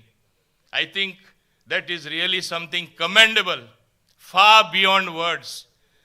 And I think all of us will always remember him for his contribution. And I hope he continues to contribute. I know he is not a person to rest on his laurels. He is not a person even to take a break and say, I have achieved enough, I have recommended enough, I have guided the country enough, I have given the blueprint to the scientists. No. Your services are still required. If your advice is heeded more and more by people who take decisions, I think the whole world will be a better place to live in. Our country will be much better. I compliment you so much. I congratulate you for achieved so much. And I think we, with this humble little award we would be giving you, Gomant Gaurav Sanman, I think we are making ourselves proud. It is not that it is not the other way around. It is every Goan feels proud of you, and I hope you will inspire the younger generations to build more personalities through universities like WPU and other educational institutions who would like to emulate you, copy you, and get those achievements to be like you. That we wish you good health. May you have that particular health so that you continue to guide us and have the strength which God gives you. Oh, this is what I ask from the person above, that is God Almighty. May He bless you always with the best of health so that you continue to make your contributions. Please don't ever consider that your work is over. Think work is just starting, because the experience and the depth you have in your scientific temper is going to result in something else, because as we all know, we hardly use any gray matter that is there in our brain, 7% only. If you use a percentage more of that gray matter in your brain above, you will come out with something really unusual. And that is what we look forward to. Once again, hearty congratulations on getting this Gomant Gaurav Sanman Award in Goa. And it is every Goan's proud privilege. It is our privilege and my humble privilege to be present at this function where you are going to be given that award. Thank you very much indeed.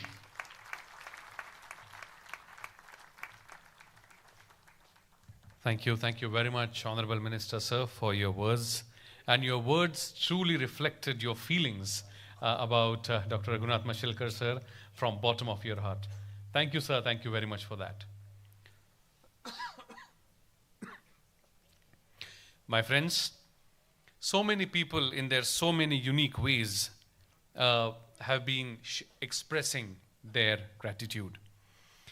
At this moment in the function, we are going to unveil a very, very special coffee table book. The Pride of India, Dr. Raghunath Mashelkar, A Story of Brilliance, Resilience and Nation Building, is a curated coffee table book published by Eternal Corporate Media Private Limited and conceptualized by Krupashankar Tiwari ji and edited by Alok Ranjan Tiwari ji. This book pays tribute to extraordinary life of Dr. Raghunath Mashelkar ji, one of India's most eminent scientists and innovators. Celebrating his remarkable achievement of 54 honorary doctorates, this publication serves as both tribute and a source of inspiration, encouraging future generations to pursue excellence, resilience, and nation building through knowledge and innovation. Please put your hands together and welcome on stage the person who has conceptualized this coffee table book, Krupashankar Tiwari ji. And now, at the hands of all the dignitaries on the dais, this book would formally be unveiled.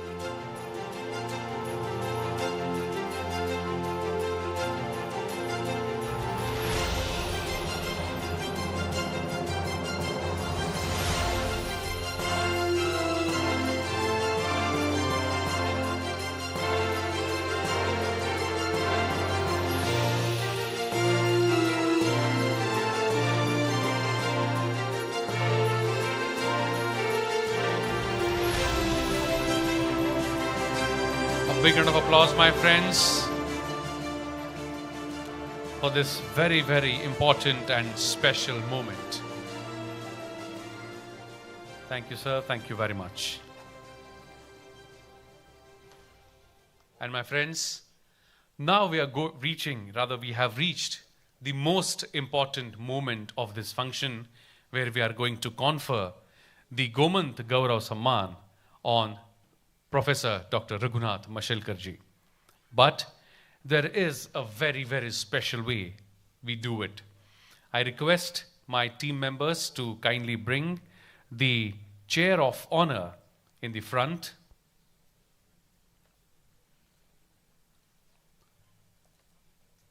This is a very, very special chair of honor which we request the Professor Dr. Mashelkar sir to kindly accept the chair.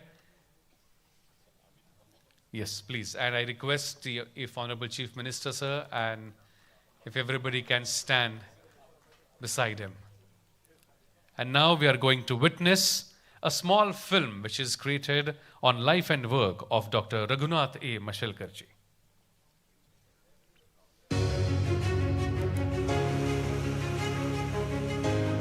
In a small village of Masher in Goa, a child was born to modest beginnings, with a life shaped not by privilege, but by perseverance. But adversity did not define him, excellence did. After losing his father at a young age, he moved to Mumbai with his mother and chose to become one of the brightest students, driven by quiet determination and a belief that knowledge could transform his destiny. From Goa to Mumbai, to the world of science, he earned his degree and PhD in chemical engineering, marking the beginning of a journey that would reshape India's scientific future. A pioneering scientist in polymer science and engineering, his research unlocked new frontiers in transport phenomena, non-Newtonian flows, and thermodynamics of swelling, superswelling, and shrinking polymers. From India to global institutions, he carried with him not just knowledge, but a vision of scientific excellence without borders. But his true legacy was not just in discovery, it was in transformation. As Director General of CSIR, he led a network of 40 laboratories, turning them into engines of innovation and global competitiveness. He played a key role in strengthening India's patent regime and IP policies. Under his leadership, India emerged as a powerful force in global intellectual property with breakthroughs that protected our traditional knowledge, from turmeric to basmati rice. He redefined innovation as a right for all, introducing the world to Gandhian engineering, getting more from less for more people, a philosophy that transformed lives and inspired a nation to innovate inclusively. A global thought leader, a fellow of the Royal Society and the Royal Academy of Engineering, advisor to governments, institutions, and industries worldwide, he helped reshape science, technology, and innovation policies not just for India, but for the world. Honored with India's highest civilian awards, Padma Shri, Padma Bhushan, Padma Vibhushan, and conferred with more than 50 honorary doctorates by eminent universities across the globe. His life stands as a testament to the power of knowledge and the spirit of nation building. From a barefoot boy in Goa to a global icon of science and innovation who guided national missions in science, innovation, and research excellence, his journey reminds us that greatness is not born, it is built. Dr. Raghunath Mashelkar, a life dedicated to science, to society, and to a better future for all.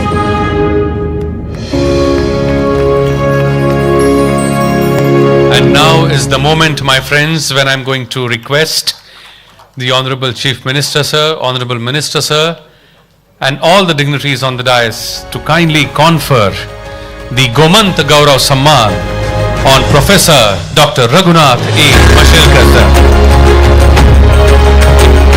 Let's give a big round of applause, my friends, as this noble son of Goa is being conferred the Gomant Gaurav Sanman at this august gathering. Oh, the shine of award is so much.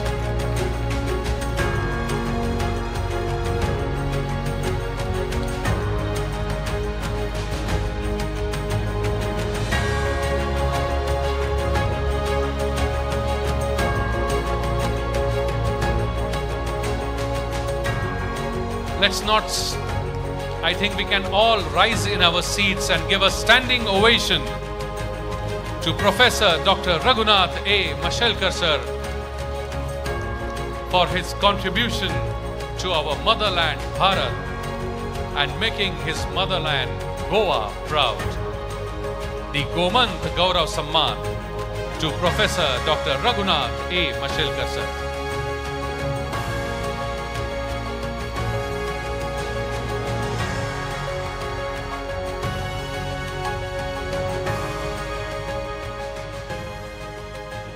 Thank you very much. I'm sure all of us had goosebumps in this very moment. I would now like to request Professor Dr. R.A. Mashelkar sir to kindly say a few words in the acceptance of this award. May I invite him to kindly address the gathering.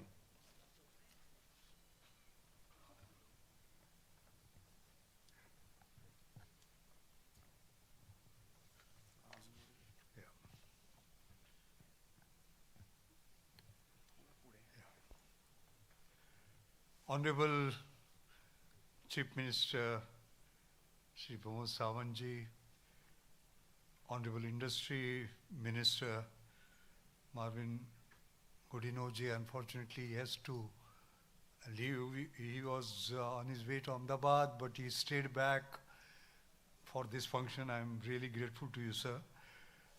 President GCCI, Mrs. Pratima Dhon,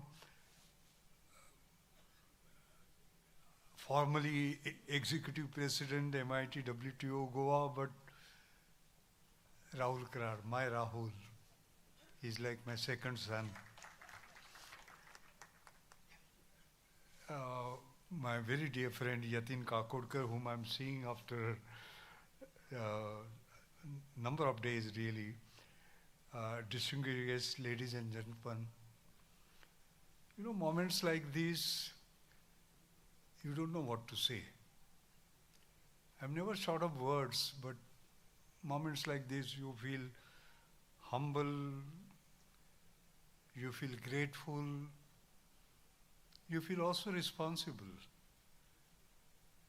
I don't know how many days are left in my life, but this puts a responsibility on you to do even better than what you have done all your life, basically. It's a great honor, so I'm most grateful to you for doing me this honor.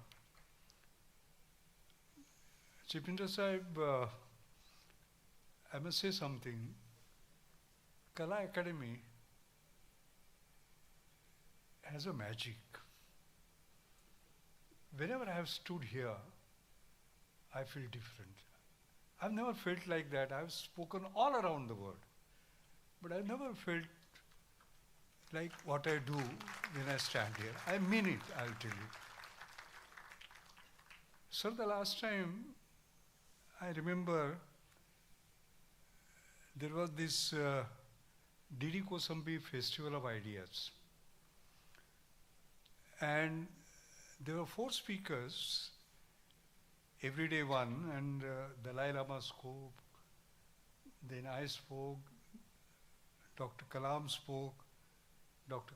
Karan Singh spoke continuously. So first of all, to be counted amongst them was itself a great honor done to me by my Goa. That's number 1. Number 2, what followed was very interesting. I'm sorry, I'm a bit emotional about it, but I must repeat it. So what happened was that I was chairing that particular Goa Golden Jubilee Development Council, and we're creating that vision of Goa 2035. And I didn't want it to be a usual report. It was being done for my Goa. It had to be special.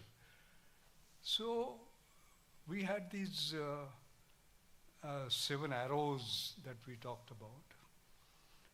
The first was Suramya Goa, its natural beauty.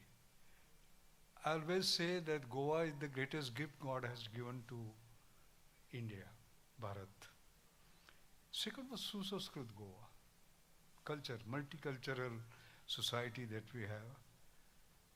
Third is Santulit Goa, which Mangesh referred to, balanced. Balancing environment, ecology, economics, equity and ethics. 5. Next was Suvidya Goa, enlightened Goa, right? Samruddha Goa, of course, affluent Goa. Sushashit Goa, well-governed, and Swanandi Goa. Can we just imagine these 7 attributes? And I said, I am saying this is a vision for 2035. Okay. I was born in 1943, so I said I will not be obviously there. But I don't want to speak like a scientist for a moment. And I would request God that maybe whatever remaining years of my life we have, you take them away and give me one day when I can come to earth on 2035 and see my Goa. You know, it was Dr. Satish Shetty was conducting the conference. Now they call it fireside chat or whatever. And then it was thrown open to discussions. And somebody got up and said, we want you to be there, because the title of my talk was Making Impossible Possible, by the way. So we'll make the impossible possible. Each one of us here in this auditorium will donate 1 month of their life to you. I was touched. I felt like crying. The story doesn't end there. I was a visiting professor at Monash University, Delaware, where I was finishing the book, the preface of the book, my own book, the first chapter of my own book, Reinventing India. And there I got this letter from Shailesh Sanskiri. He said, yesterday was my 63rd birthday. I asked God to deduct 1 month from my life and donate it to you, from my account to your account. I hope others have done it. Tell me, where do you get such love, such affection? That's the greatest gift God has given to me. You know, on the other day, Kripa Shankarji had done this celebration when this coffee table book was written, and the entire corporate world was there. For example, entire Bajaj family was there. So many other families there. You were there, you saw that basically. And I said, I'm the richest person in the world with goodwill capital. If goodwill capital has to be counted as a richness, then I'm the richest person in the world. So I consider myself very, very fortunate, very, very sort of lucky. I would like to dedicate this honor to my mother, not only because she gave birth to me, but she did so many other things. On a public platform, I want to sort of talk about it. Just now, you heard about the 54 honorary doctorates. Yes, Dr. Kalam had the record of 48. Now I hold the record, national record. But there is something interesting about it. But for my mother, it would not have happened. Then you will say, what role has she played in that? I'll tell you the role she played. As you know, I was born in a very poor family and walked barefoot until 12, studied under street lights, and it was a Tata scholarship because of which I could study. Every day was a struggle. Every day my mother had to go for seeking some job, some stitching, something, some jobs here and there. So she had gone to Congress House near Prarthana Samaj. She stood in a queue, and when her turn came, they asked her, are you third standard pass? She has never lied in her life. She said, no, I have not gone to school, so how can I be third standard pass? Then you won't get the job. And while she was returning, she said to herself, I've been insulted today because I don't have education. I'm going to make sure that my son has whatever the higher degree is, I don't know what it is, basically. Then, of course, I became Eng, bachelor degree in chemical engineering. And I had a job also, got a job, offer of a job. She said, no, I have found out there is a PhD. You have to do the PhD. When I did my PhD, she found out there is a postdoctoral. She kept on pushing me. When I got my 25th honorary doctorate, I remember, this was 3 months before she passed away. She said, now I'm happy, I can go.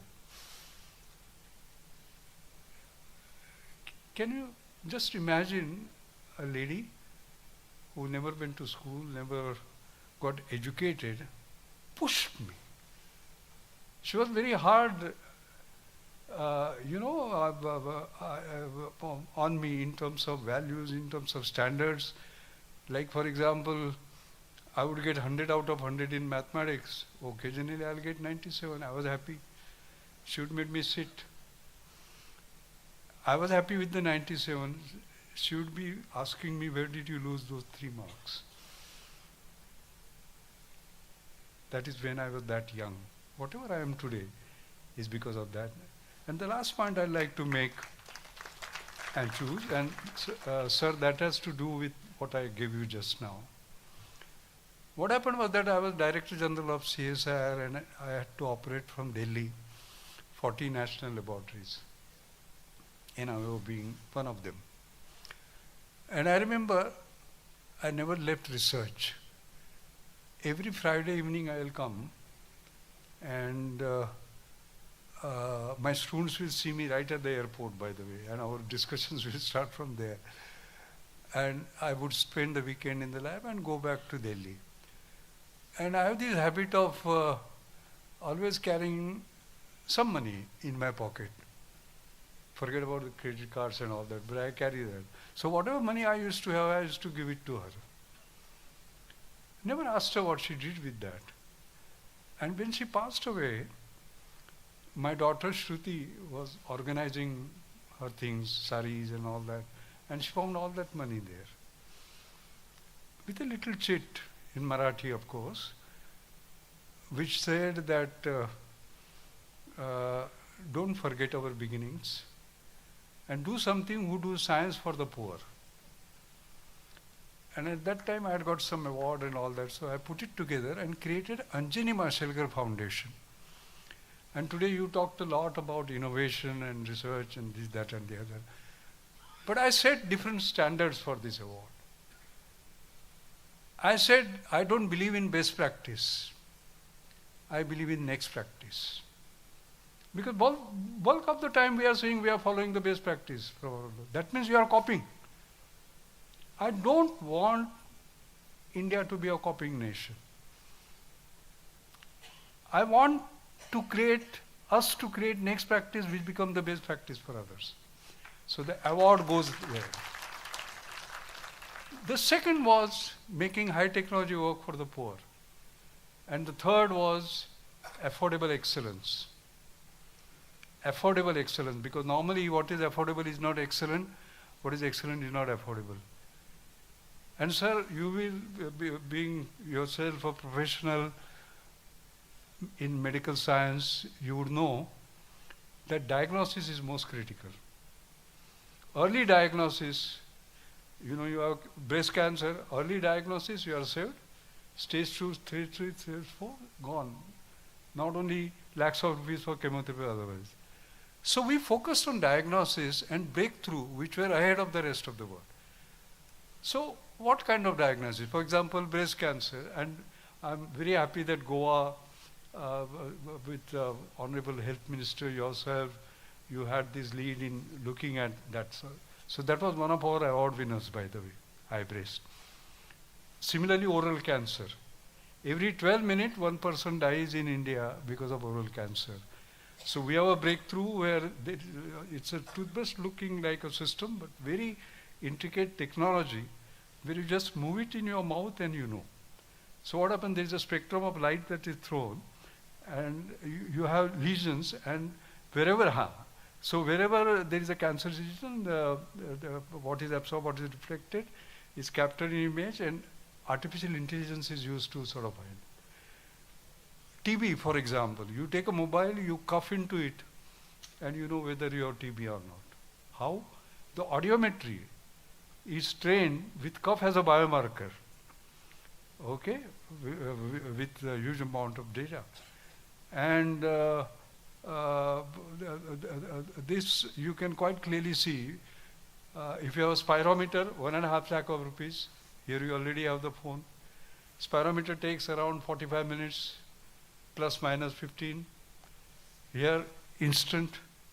Spirometer, you will take 1,000 rupees plus minus, because there are technicians that are involved. Here, 10 rupees.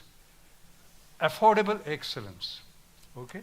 And these are all FDA approved, by the way. Last award we gave was, you put your finger and you know your sugar. By the way, the higher and technical education Minister of Maharashtra uses that.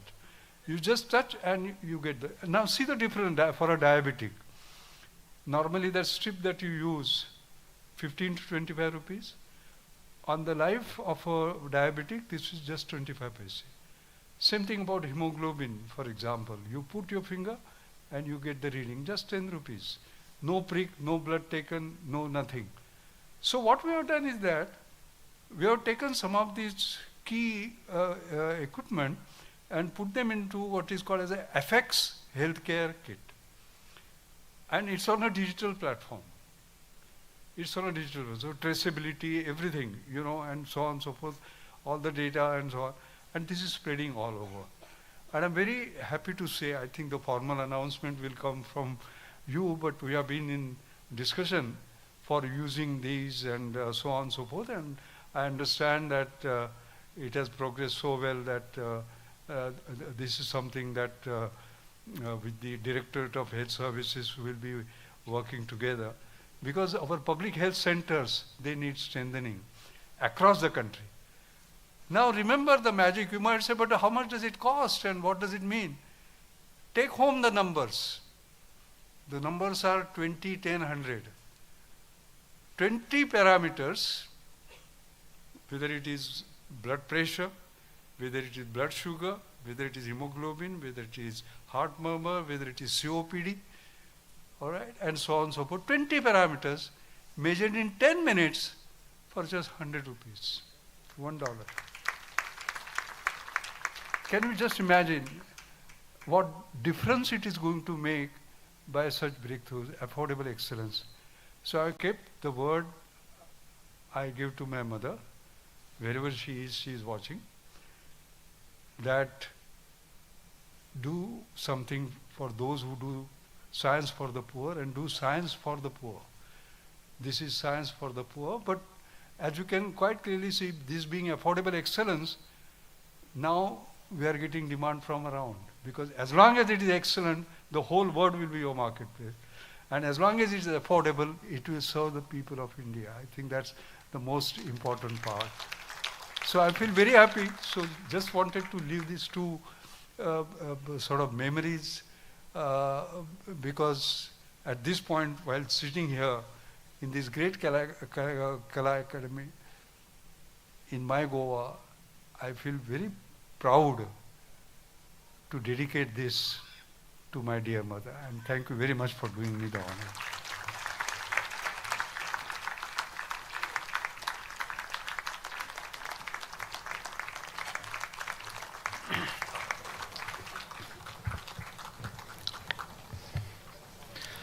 Thank you, sir. Thank you very much for your words of wisdom and guiding this entire gathering, and I would say entire generation with your work.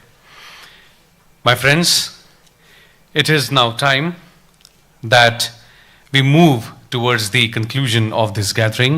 But before we do that, let me quickly share with you that there is a small gift which we'll be sharing with everyone present here today, and which would be the gift of wisdom through the most renowned book of Dr. Raghunath Mashelkar sir, More from Less for More. A copy of the same would be given to each one of you present here today, and I would like to request all the dignitaries. Thank you very much, Dr. Rahul Karar sir just tells me that every copy which will be given to you is personally signed by Dr. Raghunath Mashelkar sir. Let's give a big round of applause once again for this generous moment and very, very important piece of wisdom which sir would be sharing with all of us through this book. Okay, sir wants to say something. All this affordable excellence, making high technology work for the poor, getting access equality despite income inequality, this has all been captured by this book, and I'm very happy to say that the book within 6 months has become a national bestseller. It carried that time. So everyone present here today, before you leave this campus today, I request all of you to kindly visit the registration desk. The book is kept there for each one of you. Kindly pick up your own copy. And my friends, now it's time where I'm going to invite the person who needs no introduction in the state of Goa, the Honorable Chief Minister of the state of Goa and the President of today's gathering for his presidential address.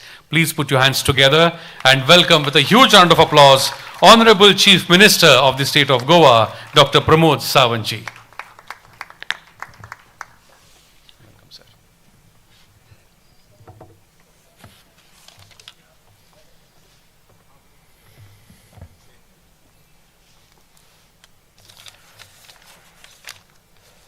So, good evening friends. Goa Chamber of Commerce and Industries, in association with the MIT World Peace University, Goa, in honor to present the Gomant Gaurav Sanman for Dr. Raghunath Mashelkar and the Goa at 37th, the Knowledge Industry Sustainable Conclave. For this Karikram, along with me, the Padma Vibhushan Dr. Raghunath Mashelkar, Madam Pratima Dhond, the President of the Chamber of Commerce, my friend Dr. Rahul Karar, Executive President of the MIT World Peace University, Dr. Walter, the Vice Chancellor of the designated for the World Peace University Goa, Sanjay Amonkar, Director for the GCCI, Dr. Aditi Karar, Yatin Kakodkar, and Mr. Prasad Khandikar, CEO of the MIT. I'll go through my formal speech. पण आजच्या कार्यक्रमाला सरांचं भाषण ऐकल्यानंतर खरं म्हणजे काय बोलावं हा प्रश्न मला पडला होता. त्यामुळे सरांचं भाषण थोडा वेळ ऐकतच राहावं. मी बऱ्याच वेळा सरांचे भाषण ऐकले, कारण गोव्यामध्ये ज्या वेळी म्हणजे 2012च्या नंतर सर आले त्यावेळी प्रत्येक वेळी त्यांचं भाषण ऐकण्यासाठी कुठेतरी ऑडिटोरियममध्ये असेल किंवा खालती असेल, मागच्या 7 वर्षामध्ये मी मुख्यमंत्री झाल्यानंतर म्हणजे जवळून सरांना भेटण्याचा योग एक 4 वेळा मला मिळाला.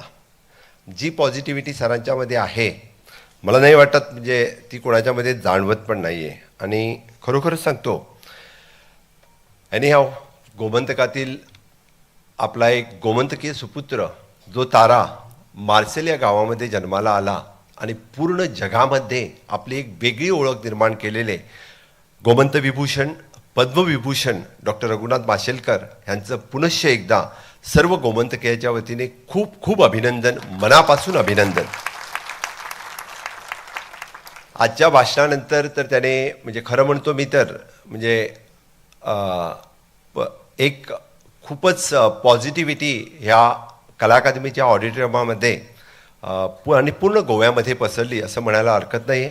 आणि खरोखर म्हणजे मुख्यमंत्री या नात्याने मला खूप खूप अभिमान वाटतोय की सरांसारखे सायंटिस्ट गोव्यासारख्या लहानशा मार्शल गावामध्ये जन्माला आले आणि पूर्ण जगभर त्यांचं कार्य आणि त्याच निमित्ताने म्हणजे गोमंतकीय कार्य आपल्याला सगळ्याला दिसायला मिळते. हे आपलं सगळ्यांचं भाग्य आहे.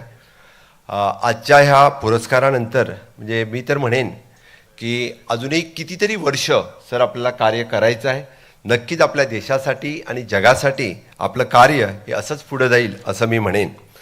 आपण उल्लेख आत्ताच जो केला ज्या रिसर्चबद्दल, directorate of the health services आपल्या ह्या रिसर्चवरती काम सुरू आहे. नक्कीच मला खात्री आहे की अजून थोड्या दिवसामध्ये आत्ता आपण म्हणजे it is a one strip which within 10 minutes will give the investigation for the 10 different investigations and it is only for the 100 rupees. Definitely आपण म्हणजे गोव्यासाठी हे सौभाग्य आहे की त्याची सुरुवात आपण गोव्याहून करणार आहात.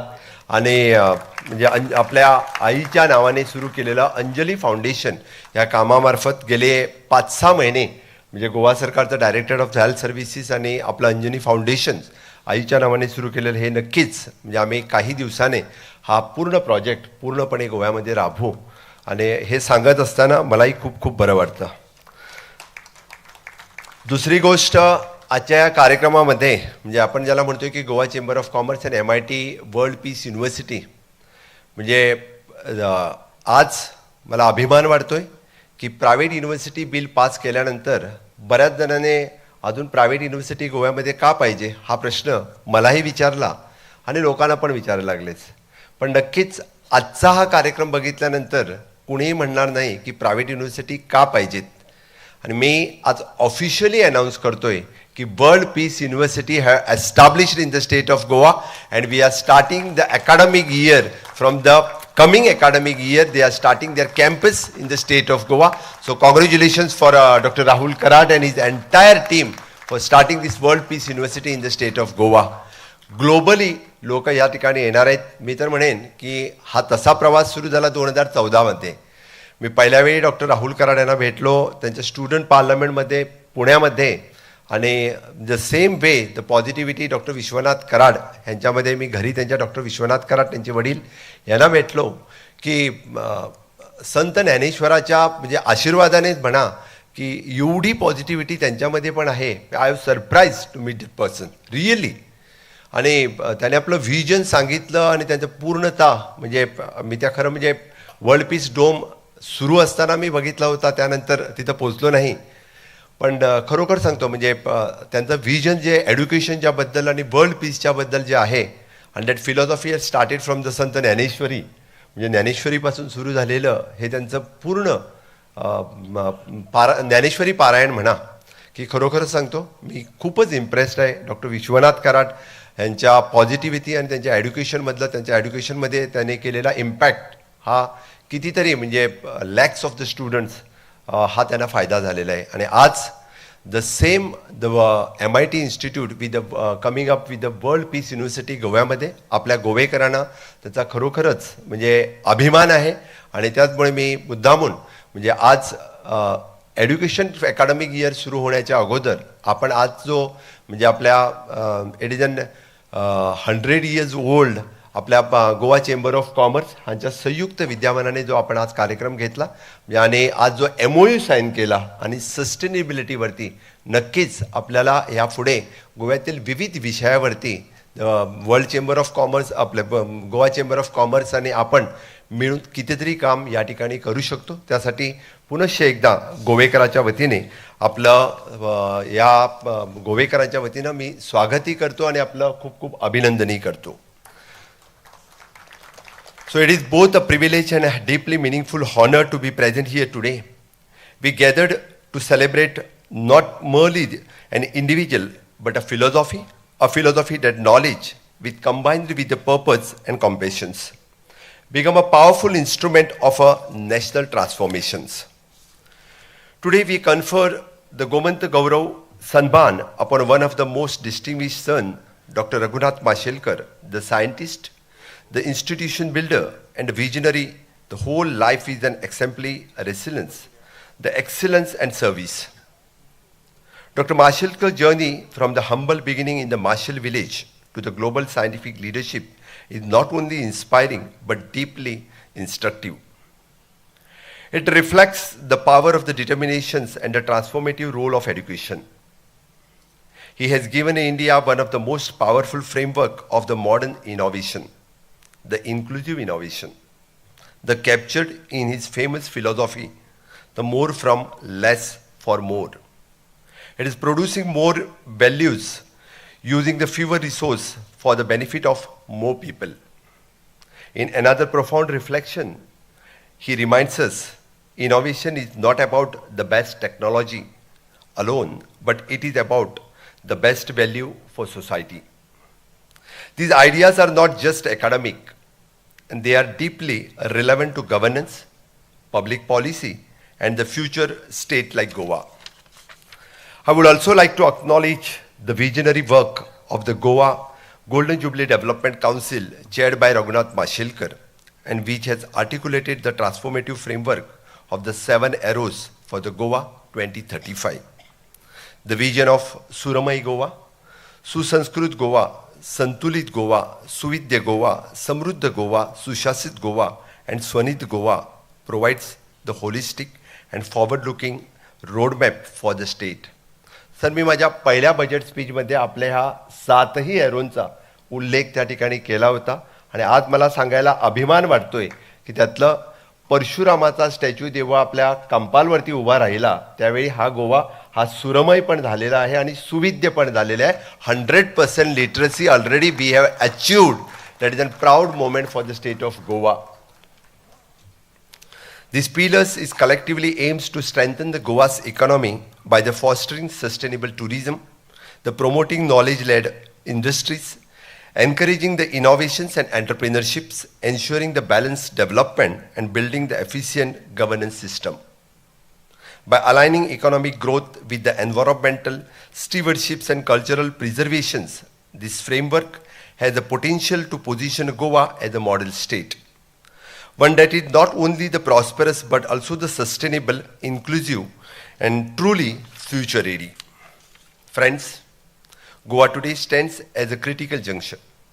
While we continue to being a global celebrated for our natural beauty and cultural heritage, we are conscious evolving into the knowledge-driven, innovation-led economy.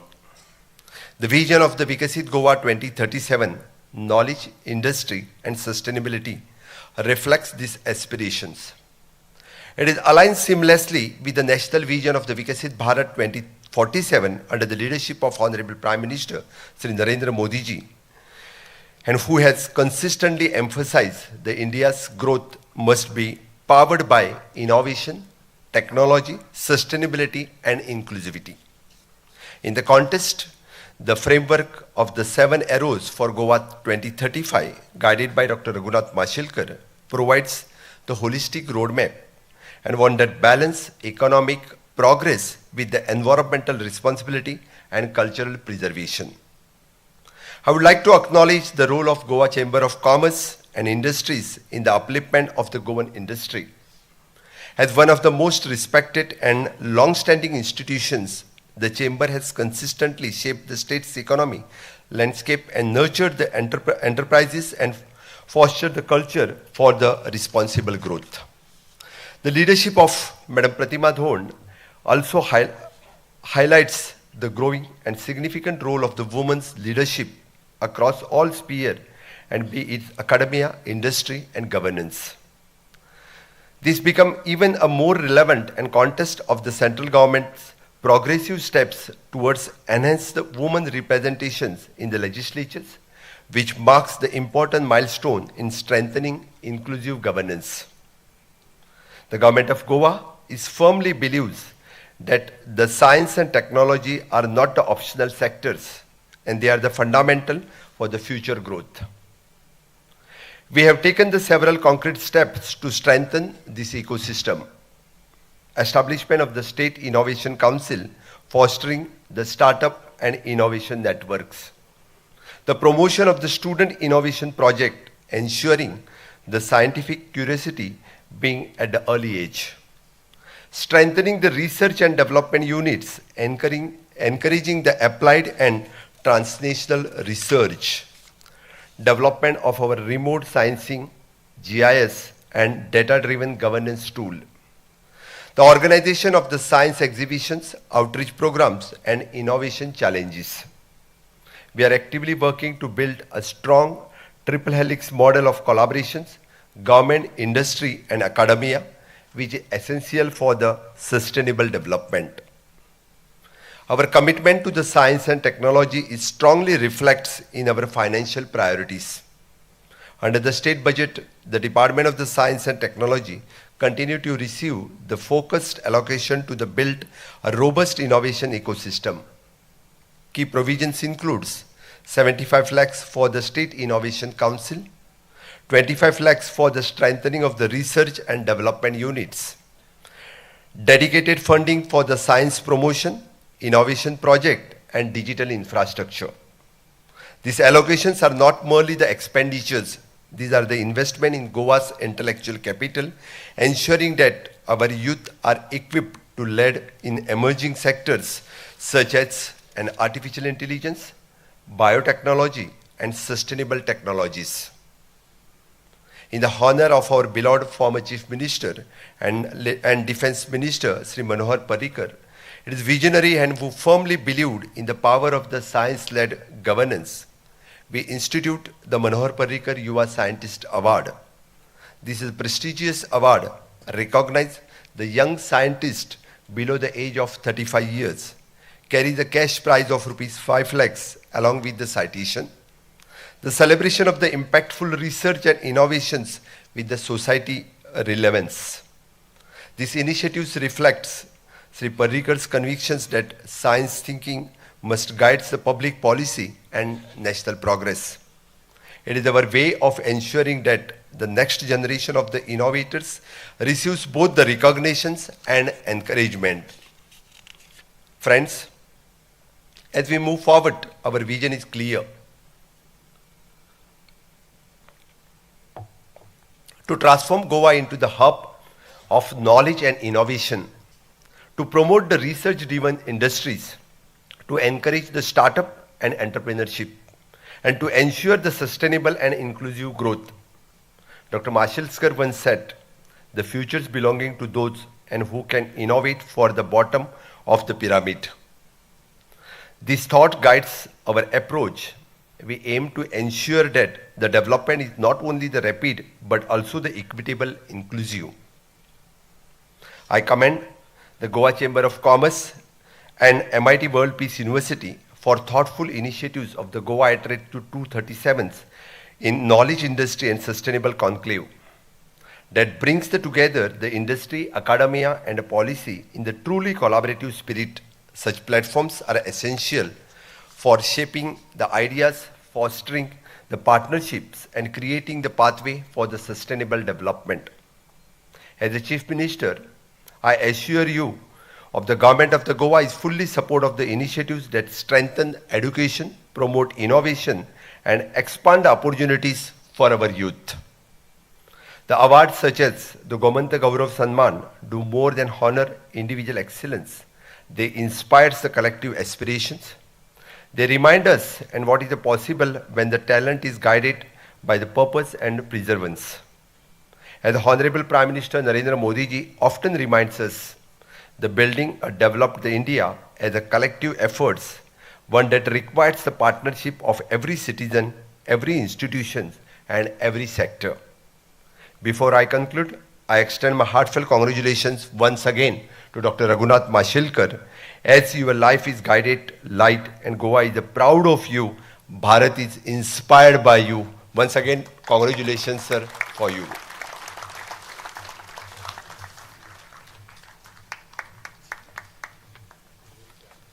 Thank you very much, Honorable Chief Minister, sir, for your kind words.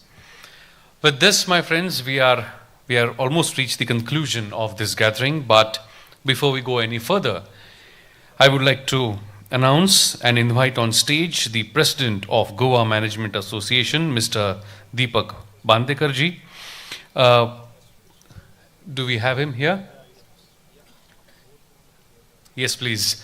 Because they were to give the Govan of All Time Award to Dr. Raghunath Mashelkar sir, but he could not be there due to his ill health that time, but they would like to take this opportunity to kindly present this award to Dr. Raghunath Mashelkar sir. Please proceed, sir.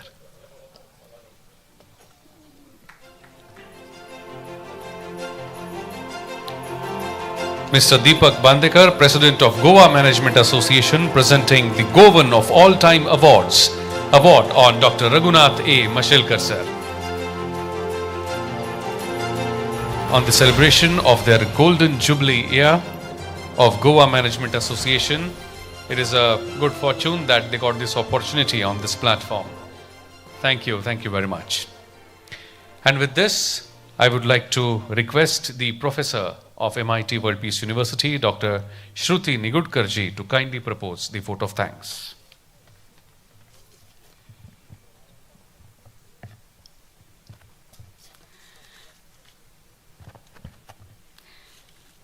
Respected dignitaries on the dais and off the dais, ladies and gentlemen, it is my privilege to propose the vote of thanks on this truly momentous occasion of the Gomant Gaurav Sanman, an evening that celebrated excellence, honored legacy, and inspired future possibilities.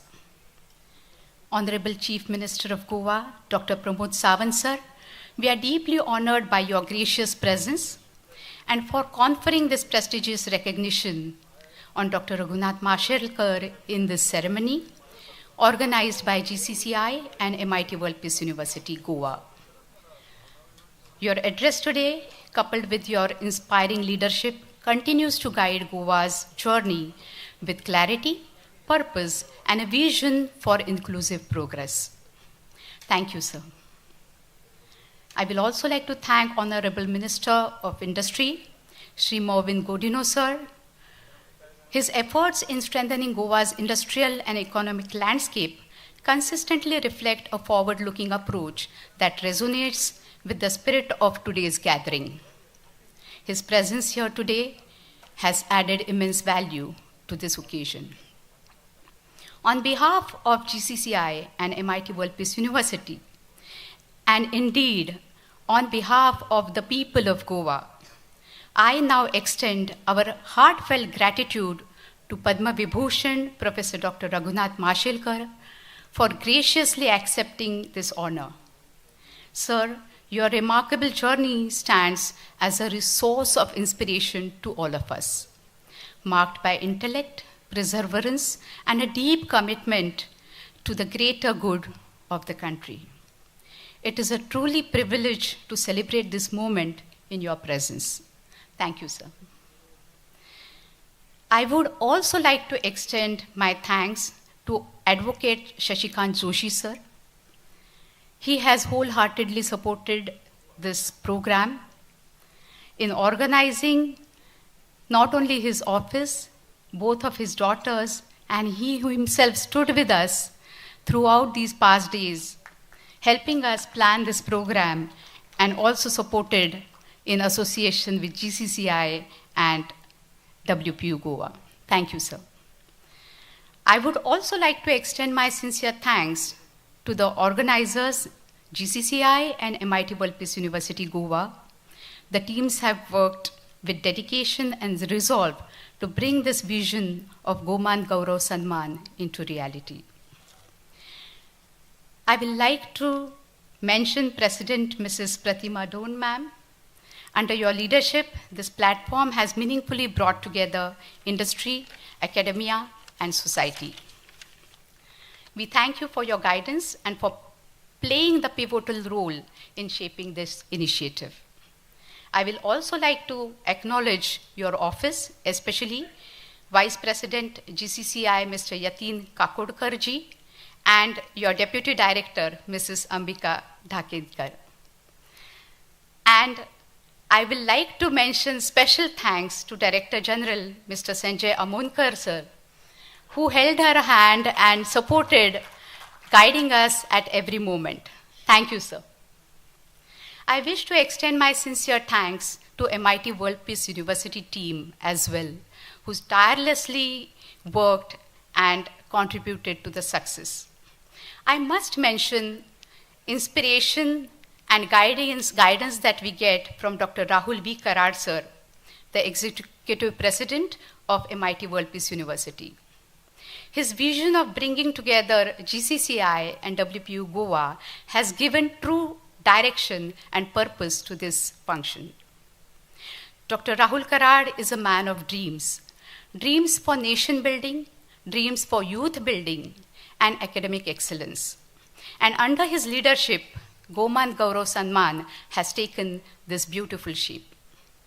I will also like to thank Dr. Aditi Karad, Executive Director, MIT World Peace University, for her meticulous planning and disciplined approach, which she instills in all of us at MIT WPU. I would also like to extend my thanks to the members of press and media for your presence and for carrying forward the significance of this occasion to a wider audience with the responsibility and insight. Esteemed attendees and delegates, your presence here today added immense value to this gathering. It reflects a shared commitment to dialogue, collaboration, and shaping of a progressive future for Goa. As we conclude this evening, it is a reminder of what can be achieved when vision, commitment, and collective efforts come together. Thank you all for being part of this memorable occasion. Jai Hind. Just a minute. Before I think that you have a national anthem now? Yeah. So I just want to request Honorable Chief Minister, CM sir, मला एक विनंती अशी करायची काय झालं माझ्याकडनं चूक झाली इथं मिसेस मशेलकर काकू इथं बसले आहेत आणि आय मिस्टर आय डोंट नो तुम्हाला विनंती नाही तुम्ही एक मिनिट फक्त फोटोग्राफ करता वरती यावं असं नाही मला माहिती आहे तुम्ही नेहमी म्हणता की ते त्यांच्या आईमुळे घडले ते त्यांच्या आईमुळे घडलेत कारण मी जेव्हा कधी त्यांना कालही मला ते म्हणे माझं काही नाही ते अंजनीजींनी आईंनी त्यांच्यासाठी खूप केलं ते खूप मानतात पण प्रत्येक यशस्वी पुरुषाच्या मागे एक स्त्री असते आणि त्या आई आहेत आणि तुम्ही पण आहात तर तुम्ही एक 2 मिनिटं फोटोग्राफची अपॉर्च्युनिटी तुम्ही द्या थँक्यू तुम्ही एवढं फक्त While we do this photograph, I will like to mention the names that I missed out. Professor Walter Leeld, VC MIT WPU Goa, we are thankful to you. Dr. Vijayan Karippal, Registrar Goa. I must mention special thanks to Mr. Lakshman Badime, Deputy Registrar MIT WPU, and of course to the Master of Ceremony, Dr. Gautam Bapat, for doing this ceremony in a very beautiful way. I want to thank the events team, the technical team, branding team, transport team, and so many other teams which have worked relentlessly for this event.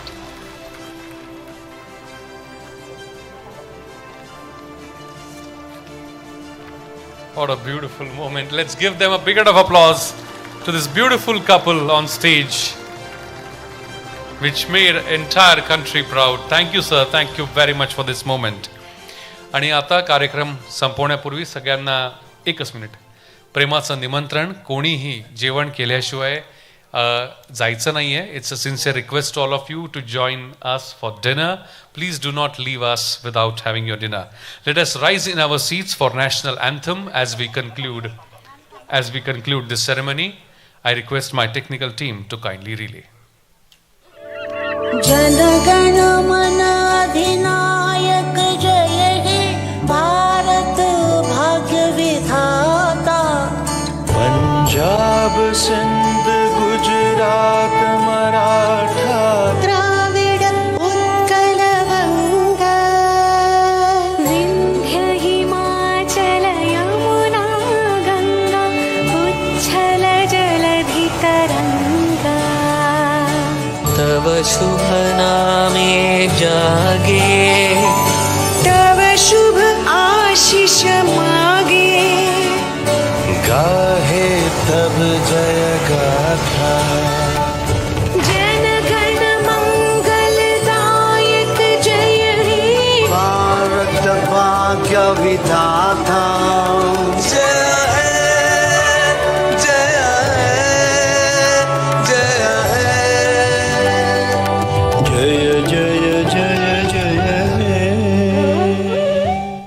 Bharat माता की, भारत माता की, भारत माता की.